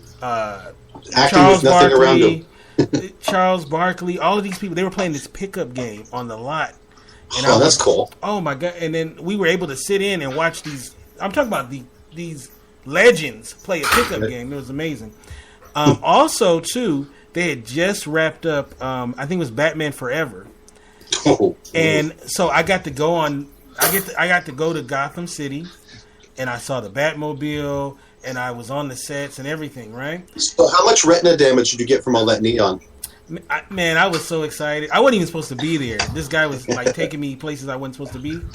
And then the other place I was at there was a movie that was getting started called Heat. And the only thing I knew about it, because it's not like the internet like now, was that Robert De Niro and Al Pacino was going to be in this movie. And I was like, wow, they're going to be in the same movie, because they were in Godfather 2, but not really. Right. And so it would go on to be one of my favorite films, set in Los Angeles. If those who don't know this, the movie The Dark Knight by Christopher Nolan was basically inspired from this movie Heat. If you watch both movies, you'll see it. Even the classic scene in Heat is when Al Pacino and Robert De Niro sit at the coffee shop and have their face off. Remember, in Dark Knight, they had a scene somewhat like that between Batman and Joker. It was totally taken from Heat. And then also, too, I'll add that there was a panel that was like last week sometime at the Oscars where Christopher Nolan interviewed Michael Mann and everybody that worked for the movie Heat. And they talked about it, and because he's a big fan of it, as am I. So Heat is my number 4 movie. It came out in 1995. My number 3 film, which is one of my all-time favorite films of all time. People, once again, people who know me know this is my movie, is 1995's The Usual Suspect. The Usual Suspect, I had the pleasure of not knowing anything about it. I worked at a movie theater. There was a screening of this movie, and this was like maybe a couple of months before it came out. Had no idea what this was. Had no idea. I didn't know who was in it. I just got a chance to see a free screening at my job. And I watched this movie, and I'm like blown away, right? And the funny thing is, I almost walked out at the end because I always like to leave right before everybody. And then this guy who was involved in it said, "You don't want to leave," and we know why. Why? Trust me, you don't want to leave. Right. And thank God I didn't leave, right? Because I'd have been like, everybody had been like talking about the ending, and I would have been like, "What are you talking about?" So my number 3 film is Usual Suspects. Bryan Singer, he's made some good movies since, but nothing on this level. But and it's funny when you watch the behind the scenes, a lot of the great moments of this movie were totally by accident. Well, the lineup scene was basically yeah. Yes. So, but definitely one of my favorite films. Can watch it over and over. I'm probably due for a viewing soon. So I love The Usual Suspects. And number 2 on my list, which I think is I would say it might be the best movie of the 90s, is Pulp Fiction.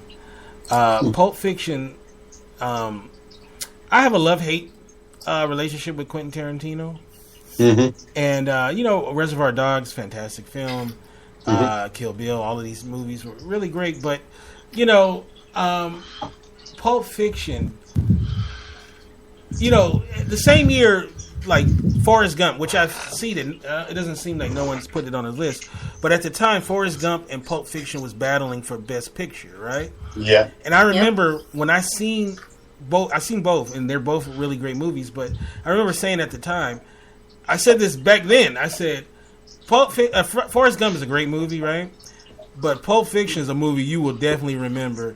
Like, yeah. You just knew that Pulp Fiction was way something different, and it's been ripped off 100 million times. Mm-hmm. And it is, and unlike Arpo's wife, he did it the right way, So sorry, Arpo's wife. I'll bring him back in. But Pulp Fiction, definitely terrific film. I don't know that Quentin's ever done anything to even come close to living up to it. And I remember there was a long time in between Pulp Fiction and Jackie Brown, because I remember there was like all this pressure, like, when are you gonna make your next movie? When are you gonna make your next movie? Mm-hmm. And I can see why. I mean, he had to live up to it. Yeah. But, it's a terrific film. I love Jackie Brown too. Jackie Brown was. Yeah. Oh my God! There's so many great lines. The scene where Samuel Jackson is talking to Robert Forster about if Winston is in there, what he's gonna do to him and all. Oh, that's priceless. Samuel Jackson is the man. So all right, that's my 5 through 2. So now we're gonna get to our number ones. I'm gonna start off with Olaf. What is your number 1 film of the 90s? My number 1 favorite film was Shawshank Redemption. It's like anytime it ever comes, it's like if I'm flipping channels and I see it's on, I'll stop and watch it. I just that one and Green Mile is another one of mine. It's like that one didn't make the honorable mention list, but I kind of forgot about that one. But Shawshank Redemption is my number 1 favorite film. Can't argue with that. The great movie. It's a great movie. Yes. Arpo. We're never going to find out what Arpo liked. I know, right? So what we'll do is we will bring... I'll tell you what it was, if you want me to tell you. What is it? It was Star Wars: The Phantom Menace. he was trying to double fake us by going, oh, no. But, yeah. I thought it was Star Wars: Return of the Jedi. I can't see how anybody couldn't like that Phantom Menace. It was such a terrific movie, and well, there was a menace, and it was phantomy, and there was a tax problem, which everybody loves in a film. When your film is about a tax dispute and trade deficits, you can't go wrong. You can't go wrong. And if you have caricatures from the 1930s done as space aliens, hey, you've got a great film on your hand. And we know he was being subtle, but I think we know what he was talking about. And everybody they talk they talk about Haley Joel Osment and Jodie Foster when she was a child actor and all of that. But come on now, you can't beat the child performance of Brandon Lloyd. Well, I almost picked actually his other great movie, which was Jingle All the Way, as my top film of the 90s, because I mean the relationship between Arnold Schwarzenegger and Little Bullhead,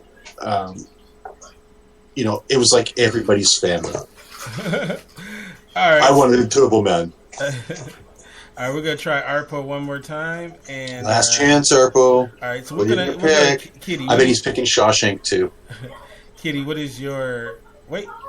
Wait. My number one?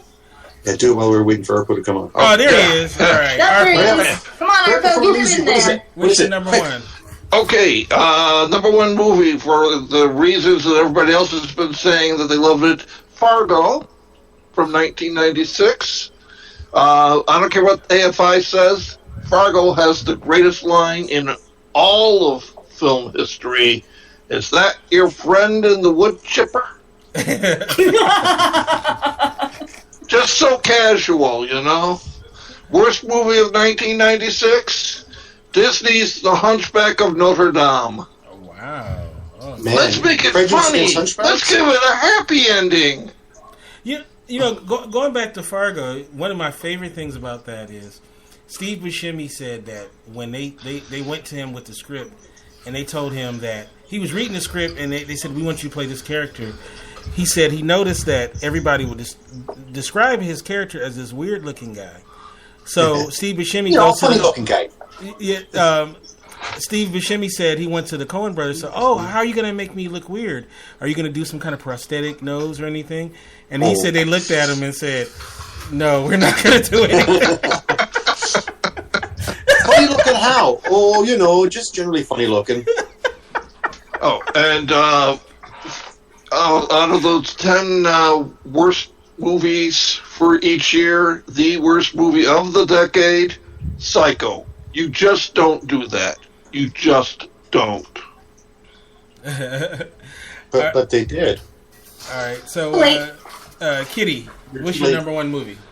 Number one movie of all time from the 1990s, The Crow.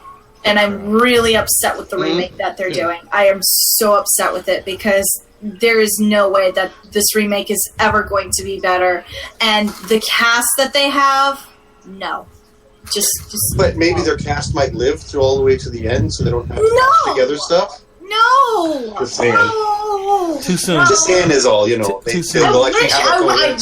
I'm kind of wishing he doesn't survive the movie. I'm kind of wishing he doesn't survive the movie. Oh, that's nasty. It is. That's how much I hate him, and that's how much I hate that they have him for this role. Well, who's playing him? Who's playing him? Haley Joel Osment. Mm-hmm. Are you serious? Yeah. Totally wrong.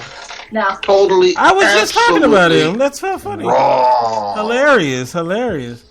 Oh wow. Yeah, The Crow. I like The Crow because it's got another one of my favorite lines from a movie, and most of it was the way that Brandon Lee delivered it. But the line is, I don't know if I'm going to do the exact quote now, but the line is something like, "Mommy is." Yeah, that too. I'm sorry. Mommy is the name of God on the lips of all children. Mm-hmm. Yeah, that is good. You know, he was going to be a superstar too, Brandon Lee. He would have been a big thing. He would have been big. Yeah. All right. So, Bing Vin.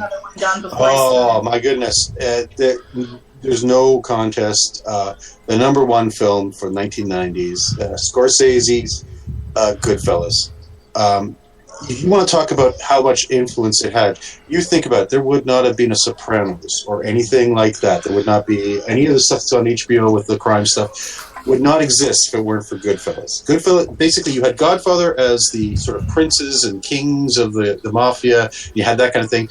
This was the working guy who actually did the day-to-day grunt and grind stuff, and this was based on true story, as true as it's going to be out of the mouth of a guy who's squealed on the mob and is trying to make himself look good. But you do get the feel of what it is, the day-to-day life. You've got the whole idea of how they think of the stuff they do as just mundane, everyday work, the terror that comes from the unpredictability and how unsafe you are. I would say the editing in this film is amazing. There are so many continuity errors that would normally kill a film, but with Scorsese, it's like, yeah, this is what I do. You don't like it? Whatever. It's part of the whole thing. Two amazing scenes. One is one continuous shot. The other is a bunch of edits. Both of them give you that great moment. So you've got obviously the one shot that everyone keeps trying to now imitate, which is where he's going into the is it the Copa? I can't remember where he's going into now. But following them through the back doors and everything, all in one shot. And at the time you go, oh yeah, that's really cool. But you think about it, it's like, how much work had to go in to make sure that everybody's on their cue and everyone's doing the thing they're supposed to do and it looks natural and they're going through. And then there's the scene where he's trying to pick up his brother and he sees the helicopters and the cutting back and forth, and you actually feel the paranoia that the character feels at that moment in time because of this disorienting way that it's cut, the shots, the movements and everything, and it's just amazing. Performances all across the board, great. De Niro has been doing a copy of that performance ever since. He has not been as good as he was in that film. You look at the scene where he's sitting there at the bar and they're just closing in on him. They're playing, what is that song? Sunshine of Your Love. And it's just slowly closing in on him. He's just sitting there with a cigarette and he's looking, the look. And you can actually see the wheels turning in his head that he's about to say, fuck all these guys. I'm going to kill them all. They're all got to go. And you can see it, and there's nothing said. It's all, just camera work, his performance, the music, and you're watching and you go, fuck, it's amazing. And normally narration kills a film. This one, it's almost like a comedy bit. It's a counter thing, right from the opening line. Ever since I was a kid, I always wanted to be a gangster. And just after they knifed this guy in the back of his trunk. I mean, great use of music, great use of different era shooting. If you watch it, he's actually shooting for each era that he's doing. Right. So the 70s stuff's got a little more grit. The 80s stuff is a little more of the 80s kind of look. And he's just kind of pushing it right through. And it's just, it's one of my favorite films. I will watch it every time it comes on. Just amazing. Yeah. So that's my number one pick. Talking about it make me want to go fire it up right now. I'm telling you, it's great. The two great. Funny how? Yeah, you mean like a clown? Like I'm here to amuse you? Yep. Like I'm some clown in a yellow polka dot shirt and inflatable blue pants, carrying a machete and being in a place where a clown normally wouldn't be? You think about that. Is that what you mean? This is where Pesci does a really good job, because there's times you go, okay, this guy's menacing as all hell. Why would anybody hang around him? And then there's times where he's just a funny guy that you hang around with, and he doesn't seem like, he just seems like one of the guys. I mean, when he's sitting there and he's shooting, the Waco kid in the car and everything, he's clowning around, it's okay. But the funny thing about that is... What's frightening about the character is he could go from one extreme to the other. Yeah, and that's why he was in a heartbeat. Right. What's interesting, too, is that he's, all of 5 feet tall? Mm-hmm. But he's like the most intimidating person in this movie. It's so funny. Film, yeah. And it's an amazing performance too. It's and he basically copies it in Casino. It's basically so is De Niro too. It's the same character basically, but I still love both films though. It's almost like the sequel. Like they went to Vegas. But definitely Goodfellas, terrific film. And the part that you talked about with the helicopters and stuff like that. Oh yeah, loved it. Oh, to me that's like one of the best parts of the film. Absolutely, you're actually feeling the paranoia the guy's feeling. Like when you're watching, you're getting this kind of unease just watching. Makes me look like when I see a helicopter, I'm like, oh shit, they're coming. All right, so you want to see helicopters? I'll show you a helicopter. The number one film for me of the 90s, and it's one of my favorite films of all time. One of two movies I cried while watching, and both reasons was my father, who's passed away. It'll be 3 years. My father teared up, and every time my father would tear up, it would make me go. And it's 1992's Malcolm X with Denzel Washington, which I think is the greatest performance I've ever seen. He was great in that. He was.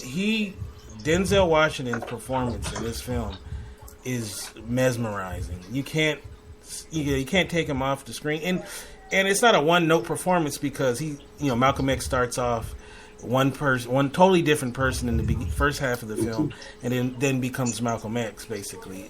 I think it's Spike Lee's best film, and there's a scene where near the end where they're playing "The Change Is Gonna Come," and that Malcolm X is about to be assassinated. And I remember seeing it in the theater because we went, like my whole family went to go see it. And my father was close to me, And I remember looking over and seeing my dad, and tears are coming down his face. And, because I never see my father really like that. And the emotion of it got to me as well. And, the same thing. Like I said, it's definitely the greatest performance I ever seen. And Denzel Washington, who's, one of our great actors, terrific performance. And then, people like Delroy Lindo got fame after that film. He was amazing. Actually, Spike Lee was perfect. There was one of those times where he actually perfectly cast himself. Yeah. In his part that he played. Actually, at that time, he was the best person to play that part, which, doesn't always happen with directors, when they cast themselves. Yeah, like Tarantino should stop putting himself in this film. I haven't seen it in a long time, but he was like Malcolm X's Yes Man, right? Right. That was the part he played. Yeah, that was a great role for him. Shorty. Yeah. Malcolm X, terrific film, still holds up to this day. And I suggest anyone who hasn't seen it to definitely give it a shot. Definitely. And as far as biopics goes, that's one of the best ones too. Oh my God! And it's such a great story behind it, as well, how it came together. All right, and so that is the 90s. Next week we're going to be doing the 2000s.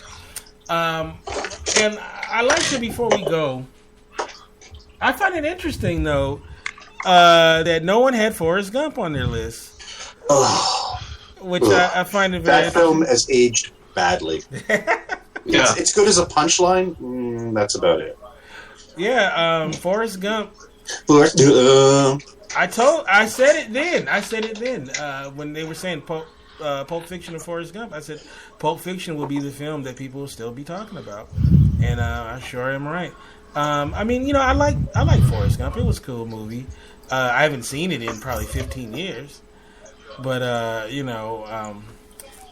but no Forrest Gump on the list.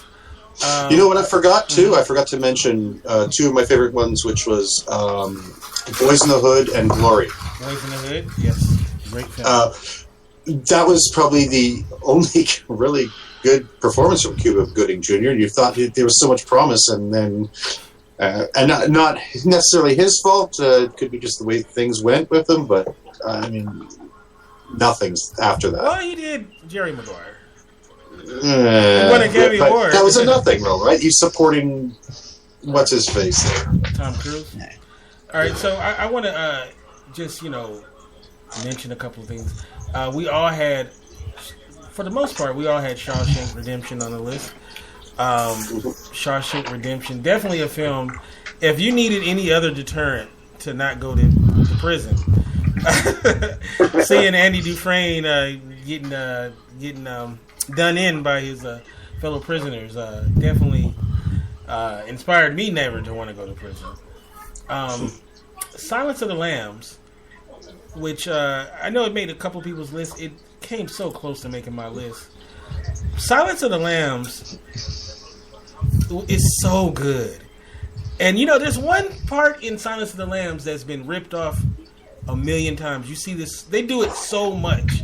Is the end part where you think they're going, where the agents are at Buffalo Bill's house, but they're really somewhere else. How many movies have ripped that off since then? Like you see it on TV shows. Like to this point, they should never use it again. Because it's actually. So what did I just see with? I just watched a movie with that just happened, and I was kind of disappointed they did that. Right. I can't remember now. I just watched it the other day too, and I was like, going, "Oh, they can't be doing that," and they did. So. It was Narcos. It was Narcos. I don't know if you've been watching that at all. Netflix series. I haven't finished with the first season. Okay, great season, but I'm sorry, you can see it coming, and I'm going, they're not going to do that. They're not going to do that, and they did. Keep talking. Hold on. Keep talking, you guys. Actually, I was going to say I have to get going now. So I'm going to say goodnight and goodbye, and thanks, everybody. Thanks, King. And we'll see you all next time. Have fun. Okie dokie. Cha-cha. I've actually got to get going, too. Right, so I was about to say, now it's just you and me, baby. I know, but food's ready. I want to have a little time with my husband before he goes to work, find out how his class was. So just real fast, I was streaming today. You guys probably missed it again, but I'll be streaming again tomorrow. You can find me on twitch.tv/kittycat8587. Probably going to start off with a little bit of Hearthstone. Probably move on to maybe some Starbound, maybe some Knights of Pen and Paper. I don't know. We'll see. Anyway, I've got to get going. I will see you all later. Bye. Love you. Peace. Bye, Kitty. All right. So, and how can people get you, Arpo? Like always, just come and knock on the door. That's the best. That's actually the best way to reach me. Because my phone is for crap, and, Facebook, the Movies Underground forums, or if you want to see the snarky side of me, come visit me on Kiwi Farms. I get mean on there. It's fun. All right. And Olaf, how can people get you? Well, it's like you can follow me on both Facebook and Twitter, but just don't follow too close because I do get nervous and I do have a little bit of an itchy trigger finger. And it's like, throw this out there, it's like here about the middle of November in Chicago. We've got Rewind Con, a new convention, be the first one of its existence that will be like the 80s, 90s, and beyond. A lot of your soap stars and daytime TV shows and some of the boy bands and stuff that are still around. It's like be a really good time. So check out rewindconvention.com. All right. And you can get me at Kente F. And you come to our website at indyradio.org. Thank you and enjoy your weekend. And God bless. Bring me everyone.